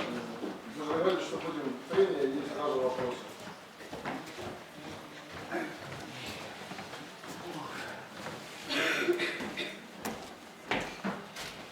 Добрый день, уважаемые коллеги, мои бывшие коллеги из правительства, безусловно, председатель нашего ученого совета. Я, наверное, из всех выступавших сегодня являюсь в двух лицах. 14 лет я проработал в органах исполнительной власти, И вот уже 12 лет работаю в сфере науки и высшего образования. Поэтому, поднимаясь над эмоциональным уровнем, я бы хотел предложить свое видение на разрешение вот этой кафкианской ситуации, бессмысленной и запутанной, и которая может продолжаться с очень плохими последствиями. То, что облик города Улан-Удэ нужно менять, это тут мы все единодушны. То, что нужны музеи, театры, мы единодушны. Но решения, вот быстрые управленческие решения, они в 70-80 случаях на перспективу дают всегда отрицательный эффект. И я очень бы не хотел, чтобы будущие работники музеев вспоминали на протяжении всей ее истории будущей плохими словами тех авторов, кто построил на этом месте музей. Музей – это хранилище, как говорил Яндон Жавьянович на прошлом. Его надо хранить в сухом месте. Что, они на крыше будут хранить?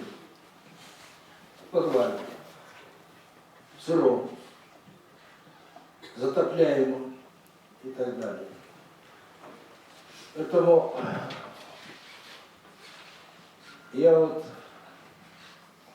оно, чтобы не переходило в противостояние, и то, что этот вопрос не выходит наружу, купирован, это руководство университета. А то ведь студенты, народ горячий, так? У них впереди действий, чем размышления, что сделать. Поэтому то, что не допускается, это исключительно заслуга руководства нашего университета.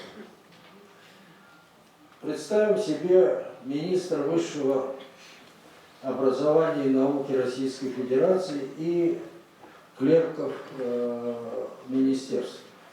И когда идут с региона посылы о том, что Энный университет отдает федеральное имущество в собственность региона, оно воспринимается как местечковый сговор руководства университета и руководства региона. Это я знаю по своему опыту, потому что мне пришлось работать с 3 министрами экономики, с Евгением Григорьевичем, забыл фамилию, Ясиным, с Яковом Уренсоном, с Грефом Германом. С Грефом даже мы были за одним столом на приеме в посольстве Соединенных Штатов Америки по поводу приезда вице-президента. И там познакомились, и до сих пор общаемся изредка. И у них отношение вот к регионам еще хуже, чем наше отношение к этим, к муниципальному образованию. Они сочтут, что вот местный ректор пошел на поводу местной власти и хочет федеральную собственность обратить в региональную. А кое-кто еще и там подумает какой-нибудь коррупционный интерес. И после этого, когда ректор поедет в Минвуз с какими-нибудь предложениями, просьбами, какой он получит ответ? Не только у министра, а даже в отделах. Вы представляете. Второе. Сегодня ректорат получил плохую оценку у руководства республики за то, что упирается якобы и не отдает свою собственность для блага развития республики. Значит, и здесь плохо. Третье. Хорошо, передадим. И как мы будем в глаза смотреть студентам, которые будут с упреками смотреть на нас за то, что их лишили возможности нормально заниматься физической культурой и спортом, получается, что мы будем во всем виноваты и прежде всего ректор. За что? Поэтому эту морально-этическую сторону я поставил на первое место. Потому что мы все люди. И тот, кто советовал главе вот это решение, я считаю, с точки зрения патриотизма, он ограничивается своим Саграда фамилией, по-испански это своего семейства. А с точки зрения порядочности ограничивается Больса фамилией, семейным кошельком. Это плохой советчик. Но решение надо находить, поэтому нужна основательная предпроектная работа, а не так с пылу, с жаром, кавалерийским наскоком отдай, мы тут быстренько свое дело развернем, отчитаемся и все будет в порядке. Нельзя, это живые люди, это подрастающее поколение. Вот 6 февраля состоялся объединенный совет Президиума Госсовета и Совета при президенте по развитию науки и высшей школы. И вся повестка была посвящена развитию региональных университетов. Президент сказал, что произошла сверхконцентрация вузов в 2 столичных городах. Свыше 25% университетов сосредоточено в этих 2 городах, не считая филиальные центры по всей России. И он прямо сказал, местные органы власти должны помогать во всем своим университетам. Что такое университет? Кто такой студент, который закончил университет? Я еще со студенческих лет знаю, что институт готовит инженера. Университет формирует мировоззрение. И эту истину мы должны не забывать, товарищи в правительстве. Поэтому у меня одно предложение, что я могу еще говорить, но думаю, что нужно искать решение. Но не путем отъятия имущества, а там, вы посмотрели все, сколько проволочек по согласованию на федеральном уровне. Это годы пройдут, пока решится. Далее, передача в пользование и так далее, это не законодательный акт, это нормативный акт. И мы знаем с вами, что субъективный фактор у нас занимает очень большую нишу в решении каких-то вопросов. На смену вам, как и мне, придут другие. И они отберут в один секунд.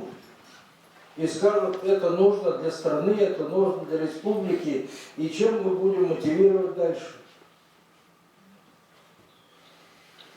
Я предлагаю сформировать совместную рабочую группу и сделать балансовый расчет.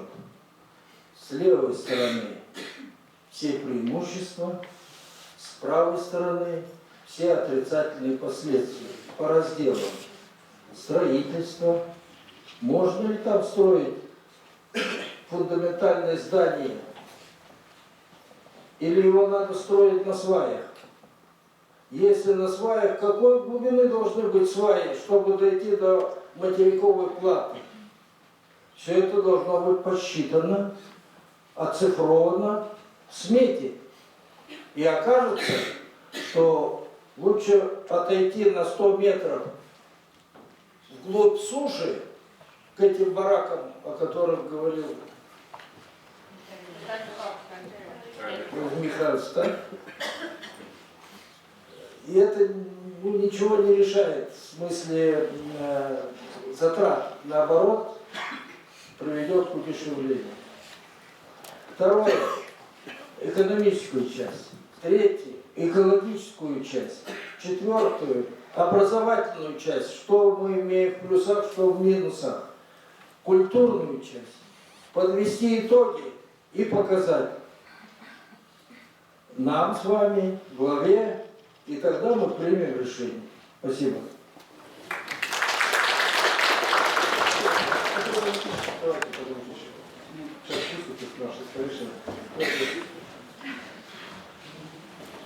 По-моему, Абдул Фадж сказал однажды, что я часто раскаивался в том, что говорил, и ни разу не сожалел о том, что молчал.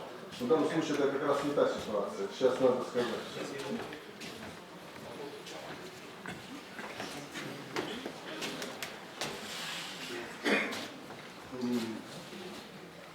Я даже не знаю, как начинать. Начать, уважаемый первый ряд. Вижу, у нас хотят прийти стадион. Вы знаете, когда здесь показывали картинку, действительно картинка очень красивая. У меня что-то в душе шевельнулось. Но когда стали выступать и говорить, но я хочу просто привести один пример. Я в молодости работал директором школы. Я это говорю к тому, что нам предлагают вот то-то, то-то сделать. Я был заказчиком в Индайском районе, Антон Михайлович знает. Две школы, одна сгорела, другая лопнула. Лопнула, потому что был построен на ленточном фундаменте в зоне вечной мерзлоты. Она ходит. Такой же, наверное, и там, где намечается музей.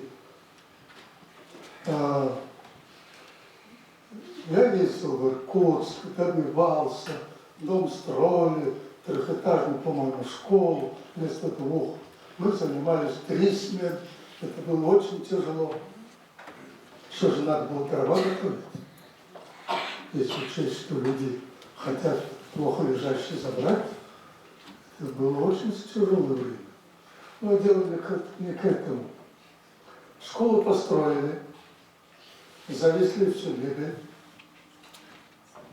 Ясное майское утро. Приехали с Иркутска, подрядчики Иркутской, города Иркутска. Приехали, все радостно. Это журналисты снимают. И надо было мне поставить подпись: я принял школу. Я был молодым директором, может быть, немножко бесшабашным в то время, в возраст. Я говорю, а где кочегарка? Они говорят, Валерий Никитич, ты же видишь, они обещают построить к осени. Я говорю, когда кочегарка будет, а я в селе знаю, что такое для школы кочегарка. Я говорю, тогда подпишу. Николай Ильич, я не подписал.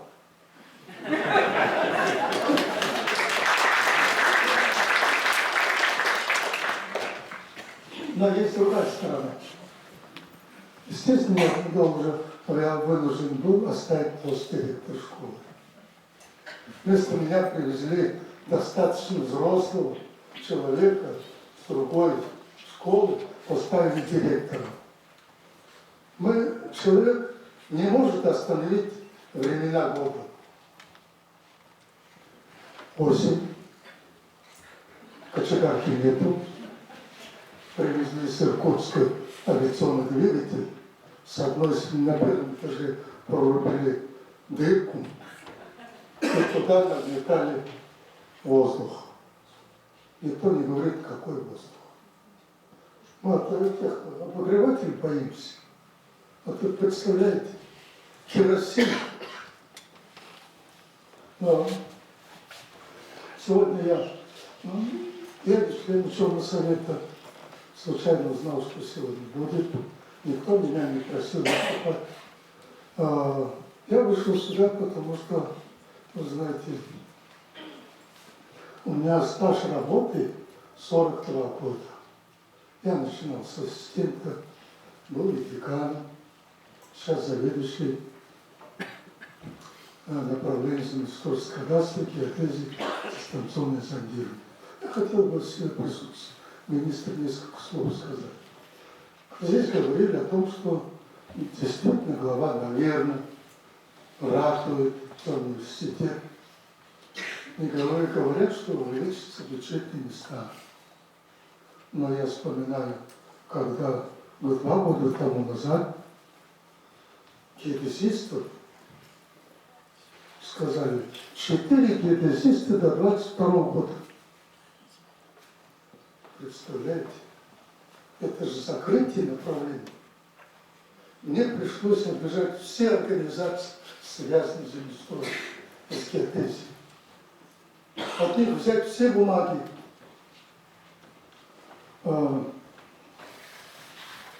Апрель 1908 год, выступая в Госдуме, тогда Госдум не назывался, назывался Государственным. Одно маленькое краткое изречение, которое я, может быть, немножко изменю.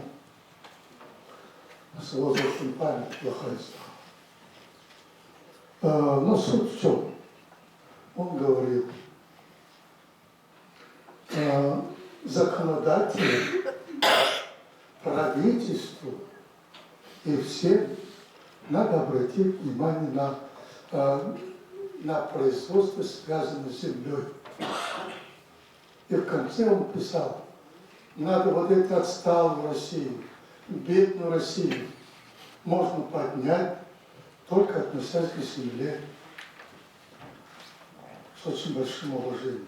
И в конце написал так, земля-Россия. Я сегодня почему выступил? Все вопросы каверзные на межгосударственном уровне. Все происходит из-за земли. Сегодня мы наблюдаем тот же вариант. Клочок земли.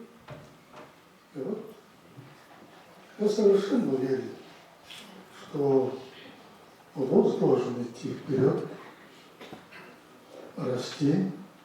И в этом плане, наверное, Алексей Самбуевич, я не говорю цивильно, я говорю уважительно Алексей Самбуевич, наверное, он поймет, что этот проект не совсем удачный.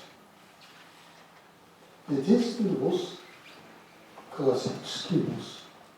Сегодня мы стоим, вошли в 3-ю группу, 4-й группы нету. Иркутск, 2 вуза вошли во 2-ю группу. Это же финансирование.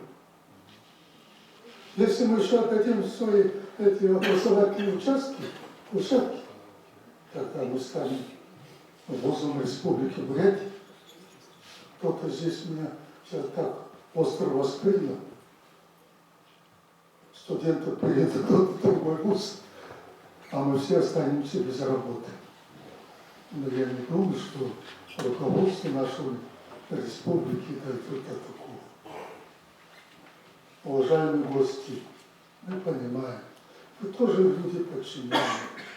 Вы тоже подчиненные. Вам сказали, но человек силен тем, что он когда-то в нужный момент может сказать свое «я», свое мнение.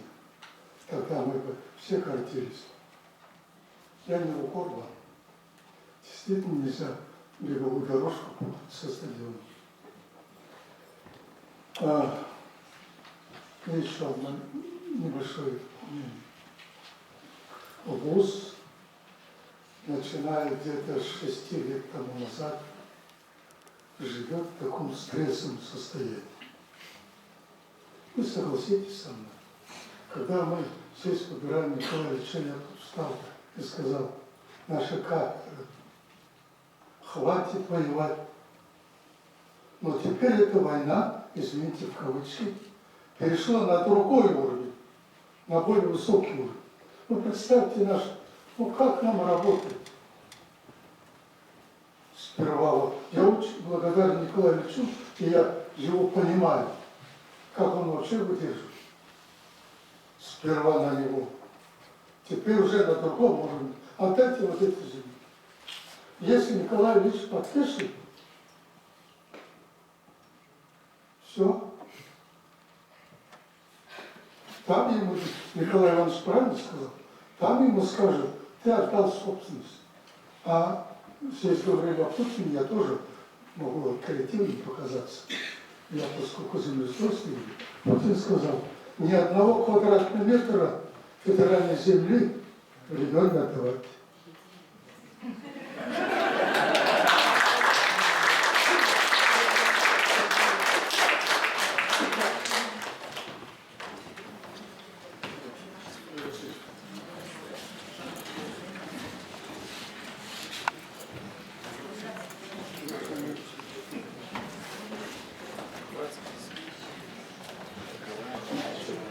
Я просто побоюсь еще раз повторить, да? Мы сейчас пришли, не просим сейчас сразу, что мы приняли решение, да? Очень много информации, конечно, много узнал, и коллеги узнали. Но я просто еще раз подчеркну. Речь не идет о том, что вначале вы отдаете потом, ну, Валентина Михайловна сказала, что утром в студии, там, читали. Это нормальный процесс, значит, так сказать, если мы договариваемся, значит, договариваемся. Значит, программа развития. Естественно, значит, мы, глава Алексей Сабурович, всегда говорит о том, что мы заинтересованы в том, чтобы наши вузы работали. Потому что здесь будут учиться наши дети, и у нас работают. Ну, мы после этого дня не буду говорить, конечно, люди уезжают на запад, потом там остаются большинство. В общем-то. Презентация, честно скажу, вы видите первый. То есть это не готовое решение, что мы вам пришли, и готовое решение навязываем. Я еще раз повторяюсь, мы не навязываем сегодня вам готовое решение, мы пришли с вами посоветоваться. Значит, и вопрос абсолютно, не думайте, что он решен, не решен, что равноценно, неравноценно, давайте обсуждать. Значит, тоже не вопрос. Если там ремонты нужны какие-то, я не знаю, просто сейчас, чтобы не затягивать, значит, просто лучше, наверное, как Николай Иванович сказал, создать вот, рабочую группу, значит, дорожную карту и все по вопросам смотреть. Значит, и без этого не делать. Теперь ничто, никакой проект не будет реализовываться без общественного обсуждения. Тоже строительство, вот, то, что мы говорим, значит, так. Вот у нас тут присутствует автор проекта Владислав Борисович, мы просто, чтобы уже время ваше уважаю, значит, если надо, потом спросите, значит, он скажет, какие трудности есть, для чего вот так вот садим. Я вот, как руководитель администрации, курирую комитет культурного наследия, охраны культурного наследия, да, и понимаю, могу сказать, сколько у нас там натыкано вот этих домиков, домов, на него посмотришь, он разваливается, а он памятник культурного наследия, а в нем живут люди, да, тоже, вот, как Виталий Михайлович говорил, что по много, да, людей, семей живет, и тоже такое же есть. Это все тоже, как бы утяжеляет и так далее. Но мы над этим работаем, работать над вами будем, вместе с вами будем. Значит, ухудшение будет с вами. Тут просто я когда... Почему слово «над» сказал? Потому что Владислав Борисович посмотрел, он говорит, что проект музея на самом деле принимается так, что по уровню первого этажа он даже выше набережной, которая у нас существует. Отметка над, поэтому извините. Да, значит, очень благодарен, конечно, Николаевичу, всем вам, когда вы говорите, что мы это не выносим, как говорится, это дело, не пытаемся обострять эту ситуацию, потому что вопросы, они должны решаться, как говорится, вместе, по-любому. Если вы считаете, что республика, значит, так сказать, как-то хочет воскликнуть, ну давайте я просто напомню. Мы сейчас находимся в этом здании, которое построено на республиканской земле, которая была потом передана. И мы ее передали. Это 6 соток на месте того проекта реставрации, который была здесь. И мы не хотим, еще раз говорю, как-то обострять нежелание, мы хотим, чтобы было у нас все, как говорится, обоюдно понятно. Поэтому наша цель была сегодня донести вот позицию. Сейчас услышали этот вопрос, который есть. Давайте их обсудим. Потому что не хотим, чтобы какие-то люди подводные камни и так далее. Я говорю, что мы действительно не насколько хотим. Именно поэтому, я пришел как руководитель администрации. Мы уважаем вас. Я сам преподавательской деятельности имею отношения. Ну, правда, не преподавал, но в ИСТИ, сельхозном институте в свое время участковиком был, совмещал. И сам тоже студент, и когда учился, значит, мы ездили далеко, там, чтобы на лыжах покататься. Поэтому мы сейчас не просим, что давайте сейчас прямо, давайте согласие или не согласие. Мы просто предлагаем, давайте продолжим этот процесс, потому что многие вопросы, которые есть, я лично, ну я недавно к тему включился, к этому, услышали первый раз. И Галина Ивановна сказала, значит, партнерство. Мы были партнерами и будем. Сколько мы, как говорится, вас привлекаем, ваших экспертов в работе над нашими проектами. Мы вместе с вами идем. Вы нам учите наших муниципальных служащих. Меньше мы увеличили финансирование на подготовку органов, сотрудников, руководителей органов местного самоуправления. Естественно, мы с вами работаем. И не хотим, чтобы мы потом сами друг какой-то базы лишились. Почему так нелогично рассуждать? Почему сейчас опять повторяете, что вы у нас забираете? Мы еще раз повторяем. Мы вам предлагаем собственность. И последовательность, она должна быть написана четко. Значит, та последовательность, которая позволит ни дня, ни минуты, чтобы был разрыв в оформлении лицензии. При условии вашего согласия, в первую очередь. Понимаете, да? Если вы, так как мы будем говорить, что мы сейчас поговорим, еще будем думать, вот категорически, значит, ну, тут вопросов нет, как говорится. Тогда и не надо, как говорится, это дело начинать. Потому что, в принципе, прежде чем строиться, значит, ну, там, значит, должны быть общественные обсуждения, инженерные заседания и так далее. То есть вопросов много, которые еще могут стоить. Но самое главное, что я говорю, что не надо так думать, что мы пришли и хотим отнять. Отнимать никто не хочет. Мы предлагаем партнерство. Ну, как Валентина Михайловна говорит, мы change, да, значит, если можем на это так взаимовыгодных условиях, потому что вы правы, у вас, так условно говоря, сильная позиция сегодня. Вот у нас есть то, что вам надо, значит, поэтому мы с вами можем торговаться. В принципе, нормальная, как говорится, рабочая позиция, потому что мы не собираемся отнимать что-то, мы должны договариваться. И мы только для этого и пришли сегодня с вами. Но сейчас я просто еще раз говорю, мы не оставим, что прямо сейчас мы говорили да, нет, потому что у нас понимания это тоже нет с вами. Что мы, значит, предлагаем, мы сейчас вам показали на презентации. Ну давайте действительно, нужно реестр делать этих объектов. Значит, давайте с коллегами обсудим, что, значит, так сказать, нужно. Теперь дальше по расходам. Сам Анатолий сказал же, это ряд расходов, которые мы берем на себя. Хорошо, вы сказали, финансовые, значит, так сказать, налоговые какие там, и если еще там, значит, давайте это тоже обсуждать. Это не вопрос. Значит, да. Содержание, значит, не надо пугать, что там 70 миллионов. Мы не собираемся вешать на вас. Мы не собираемся вешать на вас. Сказали же, что чтобы избавить. По оптимизации расходов тоже давайте договоримся. Это же мы не в безвоздушном пространстве живем. Потому что мы тоже, может быть, будем к вам приходить на поклон, давайте нам провести у вас на стадионе наши мероприятия. Поэтому я, уважаемые члены совета, прошу, просто давайте мы возьмем паузу, значит, Маршак Николай Иванович предлагает, создадим рабочую группу, значит, паритетно, значит, сколько с университета, значит, сколько от нас, и эти все вопросы уже обсудим. Тогда будет уже много очень понятно. И для нас тоже будет понятно, может быть, и сами действительно тоже мы окажемся, если мы подъемы такие требования будут. Вот такая ситуация. Поэтому такая просьба, такое предложение. Коллеги, вопросы, вопросы. Вопрос о том, что забрать стадион, он остается в силе. Вот смотрите, что такое забрать?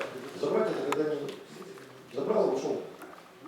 А вот когда взамен его что-то предлагается, то это уже обмен, правильно? Значит, поэтому...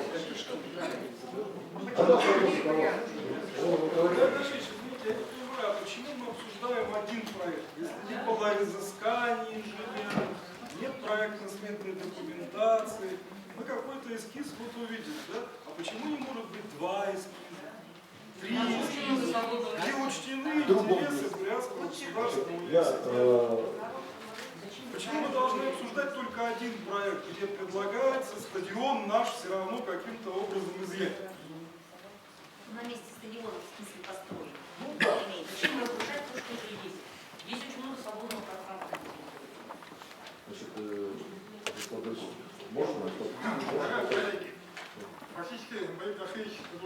нам этот вопрос основу подвесить. И второй год будет этот. Почему подвесить? Поэтому я предлагаю, знаете, решение ученого совета должно быть. Поэтому я предлагаю, во-первых, принять к сведению доклад, информацию. Во-вторых, я предлагаю то предложение Минобр, которое мы писали, о том, что мы готовы смотреть, но при условии, что они нам не ухудшают наше положение. И информировать учредителей о прошедшем... Коллеги, давайте позволим Бардашевичу договорить. Ну, хорошо, я согласен, потому что, в принципе, да, мы не собираемся подвешивать, еще раз говорю, но мы с вами должны как бы я еще раз повторяю, без вашего решения, вы знаете, я правильно понял, что это. Уважаемые коллеги, значит, на самом деле, вот когда сегодня мы говорим о том, что там создать какую-то рабочую группу, я Дашевич сегодня говорит о том, что этот вопрос подвесить, когда наши коллеги говорят о том, что на самом деле мы пришли рассказать и ничего не отбираем, значит, да, но как же быть с теми письмами, которые были направлены нашим учредителям? Мы все об этих письмах знаем, на самом деле. То есть что, эти письма в счет мы не берем? Это были риторические письма о том, что где было указано конкретно, просим отдать нам стадион, а взамен предлагаем безвозмездно пользоваться центральным стадионом. Это было первое письмо. Второе письмо было, просто надо не вводить коллектив в заблуждение, то есть вот все те письма, которые есть, они вот у меня здесь лежат, я могу их показать, понимаете?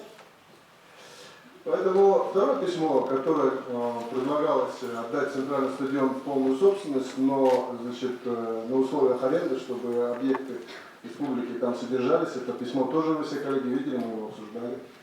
И третье письмо, вот последнее, которое, собственно, ради чего мы здесь собрались, это когда предлагается вот варианты там чашу, где там еще что-то построить и так далее. Поэтому на самом деле вопрос стоит достаточно остро. Вопрос стоит о том, значит, отдаем мы свой стадион или не отдаем.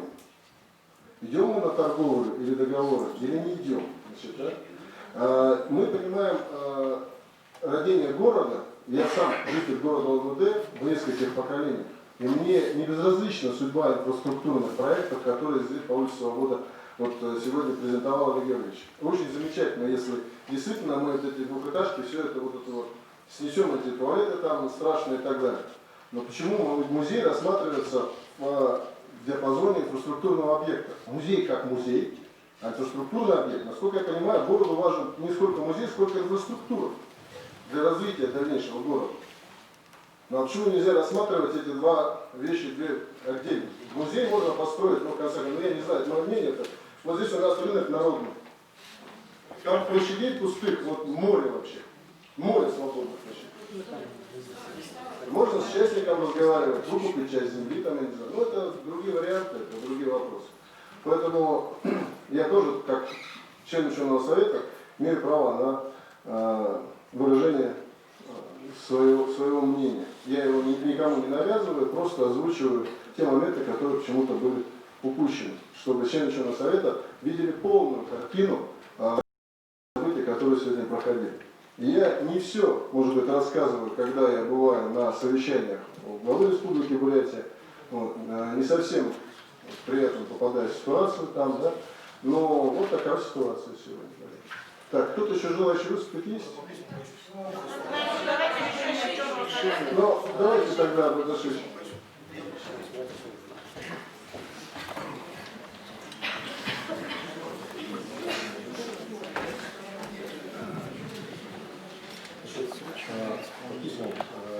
Уже три варианта, да? Но, значит, я так понимаю, если, соответственно, чиновничьей логики, каждое последующее письмо, оно завоевывает предыдущее, правильно? Значит, третье письмо, вы говорите, какое-то было там чаша, да, какое дата оно?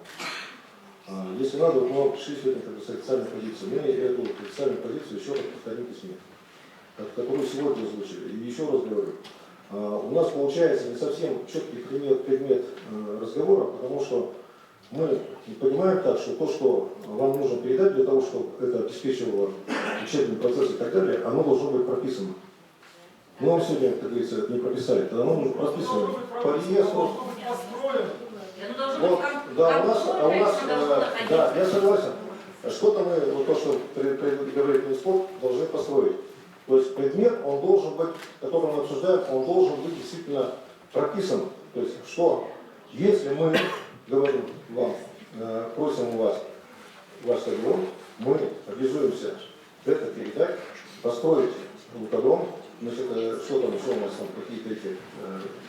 Если вы говорите, Виталий Михайлович, надо сектора сделать, естественно, все должно быть приведено как полное соответствие. Как иногда говорят, машину продают, предпродажную подготовку, да? Значит, то есть, так, нахлобучивать это нечестно, несправедливо и не в наших интересах. Поэтому это все должно быть так вот прописано. Ну и дальше по программе развития, давайте и про нее тоже говорить. Ну а программа развития даже вообще не обсуждается, мы за нее. Вы хотите в любом случае забрать стадион, в любом случае. Потому что вы вот так и предлагаете. Мы в любом случае не хотим отдавать стадион, в любом случае. Если будет равноценная замена, комплексные все сооружения, это все студенты будут раздеваться по трибунам, доступная среда, пешком наши студенты ходят на занятия. При таком разговоре можно мы вам про замену предлагаем. Вот я говорю, что давайте пропишем, мы не хотим замену. Почему вы не хотите замену? Вы сами только считаете, хотим, чтобы была замена. У вас такой нет равноценности. Мне кажется, нужно изменить предложение. Ну, я еще раз говорю, давайте мы его переформулируем, значит, потому что я говорю, что эти письма там, которые, значит, улучшение условий, да. Дело в том, что то, что сегодня прозвучало, да, мы услышали четкие цифры. Содержание стадиона центрального на сегодня обходится в Министерстве спорта и республики в 57 миллионов. Да? Наше содержание университетского стадиона обходится 8 миллионов. Даже если вы нам передадите стадион, вот в дальнейшем, как вы видите, допустим, да, содержание, только что наш проректор Ирина Николаевна сказала, да, что вы уже не сможете нам помочь с цифрами, да, хорошо, я просто повторюсь. Я хочу тоже продолжить, да, в общем-то, ремарку по поводу сегодняшней нашей встречи. Знаете, мне кажется, что результатом возможного, скажем так, да, сегодняшнего нашего обсуждения может стать то, что в средствах массовой информации появится такая, скажем, да, информация о том, что университет не желает, скажем так, да, пойти навстречу республике и городу, не желает там улучшения. Понимаете? Потому что вот сегодня, на самом деле, мне кажется, вы нас не слышите. Власть нас не хочет услышать. Вот мы, например, вас услышали. Вы радеете за то, чтобы облагоустроить, ну, вот эту набережную и так далее. Мы тоже горожане, мы этого тоже желаем. Мы хотели бы, чтобы вы тоже нас услышали.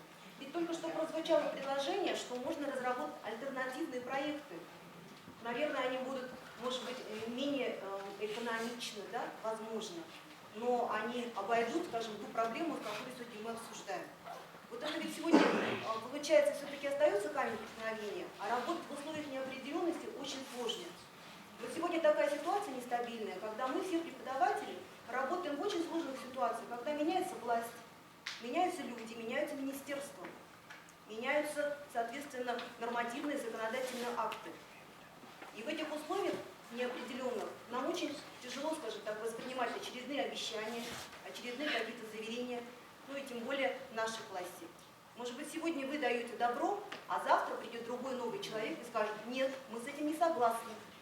И пойдет на попятную. Я понял, я вот когда говорил, что вначале сразу говорил, что есть такое недоверие, почему я говорю, что у нас последовательность должна быть прописана. Что зачем последовать? Значит, это первое. Второе. Расходы, ну я просто повторюсь, значит, Слава Анатольевич говорил то, что мы делаем. Я еще раз сказал, если они еще там на какие-то вот вылазят, то по имущественным налоги, которые сказали, что первый вопрос. Давайте, значит, и его обсуждать. Вообще все вопросы, которые сегодня поставлены, которые помогут, мы их берем разработку, понимаем, что университет финансовую нагрузку через не вынесет. Почему министр говорил, что мы вот эти, значит, расходы возьмем на себя? Но это же, когда вы говорите, что кто-то придет другой, да? Но извините меня, если это будет принято законом народного права, там, значит, о передаче республиканских федеральных, И с соглашением с Российской Федерацией, ну, тут уже назад никто ничего не делает, потому что там уже будет, не будет там вариантов. Понимаете, просто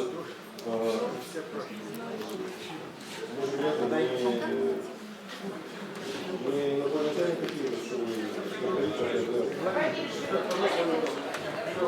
Два слова буквально, уважаемые коллеги. Все устали. Сегодня у нас первый день учебных занятий. И на занятиях вот так получилось, я спросил у студента, у магистранта, а как вот вы считаете, мы сегодня выслушали зрелое поколение наших аксакалов, тех, кто действительно стоял и поднимал университет, и не сдается до сих пор. Они-то как думают? Вот через как бы, вот эти слова я бы хотел сказать, они против того, чтобы наш стадион был передан. Это студент. Володя, ты же не говорил, что взамен-то будет... Говорил. Ну, никакого конфликта не относится. Проблему создавать. Еще раз усилиться, что говорила Светлана Александровна. Вот при принятии любого решения прежде всего надо думать о рядовом преподавателе. Вы знаете, какая зарплата у старшего преподавателя? Я знаю. Вот, представляете, да? Вот за эти гроши вот эти люди несут науку и готовят образованных людей для нашей республики. И вот находиться все время в состоянии, как уже сказали, неопределенности, да, и постоянного роста. Если паны дерутся, у холопов чувство. Мы не холопы, холопы не мы. Вот это вам надо донести тоже на власть. Вы этот цитату сказали, на самом деле, когда нас придумал, но как большинство здесь присутствует, мы с вами вместе смену власти что как-то ничего, нормально живем, и я считаю, что дальше будем вместе. Предложение. Поскольку у нас повестка, рассмотреть возможность передачи, мы рассмотрели и решили, что в данном варианте это невозможно. Правильно? Невозможно.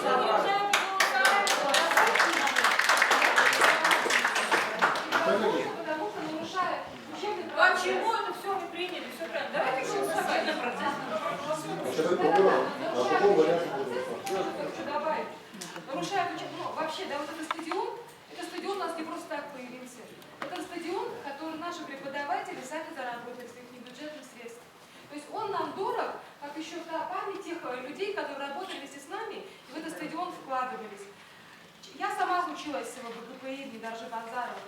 Но этот стадион помню с того момента, когда вот мы там сами бегали студентами и там занимались. Сейчас вот эта ситуация такая, что-то другое предложить, но это вообще сложный вопрос, потому что все равно традиция есть. И у студента все равно формируется такая цельная картина того, какая жизнь у него существует. Что-то ломать и перебирать на другие какие-то маленькие раздельные части, это тоже очень хорошо. Вот, да. Я вот по повестке добавить, поскольку это нарушает целостность образовательного процесса.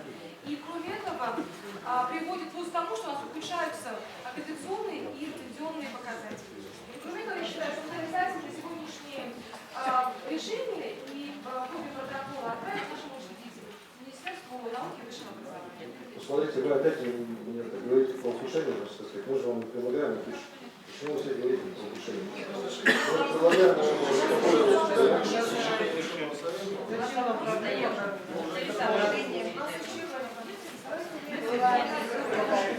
Коллеги, поступило предложение, как поступило. Есть другие предложения?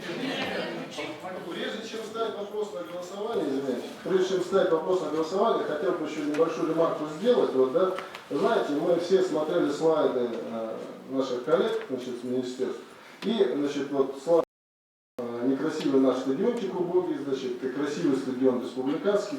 Знаете, такое мнение, такое ощущение, что вот как-то нас в бедности хотят упрекнуть. Но на самом деле вот лучше помогли, на мой взгляд. Потому что вот сейчас по поводу проекта у нас, да, я буквально в октябре встречался в Министерстве образования с директором департамента и попытался, значит, наш проект реализовать, значит, по поводу строительства манежа и бассейнового корпуса на нашей территории. Значит, он сейчас лежит на рассмотрении, там, не знаю, вот может быть в свете последнего заседания Госсовета, где наш президент озвучил о развитии инфраструктуры для университетов, может быть, что-то и будет. Но, во всяком случае, мы для себя залог развития университета видим в имущественном комплексе. Потому что, лишаясь земли в центре города, мы лишаем себя будущего развития. Мы сегодня, смотрите, вот я хочу просто для гостей озвучить, у нас в этом году 44 региона Российской Федерации поступили в наш университет. Впервые за всю историю Бурятского государственного университета почти 300 детей приехало из других республик, субъектов Российской Федерации, от Керчи до Сахалина. То есть мы становимся востребованными.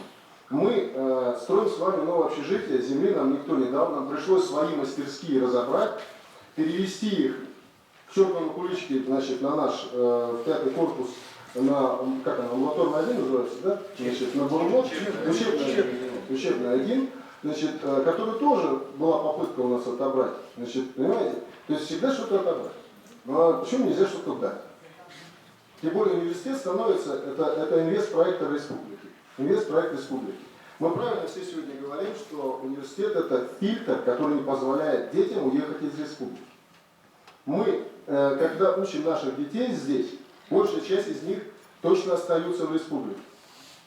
Качество подготовки, которое нам говорят, мы с вами видим выпускники нашего университета, где и на каких должностях работают. Вот, социально-психологический факультет, зам Набиуллиной выпускник наш. В Бурденко выпускники работают нашего медицинского института. Понимаете? То есть вопрос о качестве. И сегодня, когда президент правильно абсолютно озвучил, что приборная база, лабораторная база не должна уступать ведущим вузам в центральных регионах страны, вот с этим надо разговаривать. Вот сегодня к нам министры пришли, и все из них даже были в университете, к сожалению. Вот, пришли только вот для того, чтобы обсуждать эти проблемы. Поэтому я ставлю вопрос на голосование. Кто за данное решение по поводу, значит, нецелесообразности передачи нашего стадиона, как там звучит, да? Значит, прошу проголосовать мандатами. Кто за? Против? Воздержавшихся? Нет. Единогласно.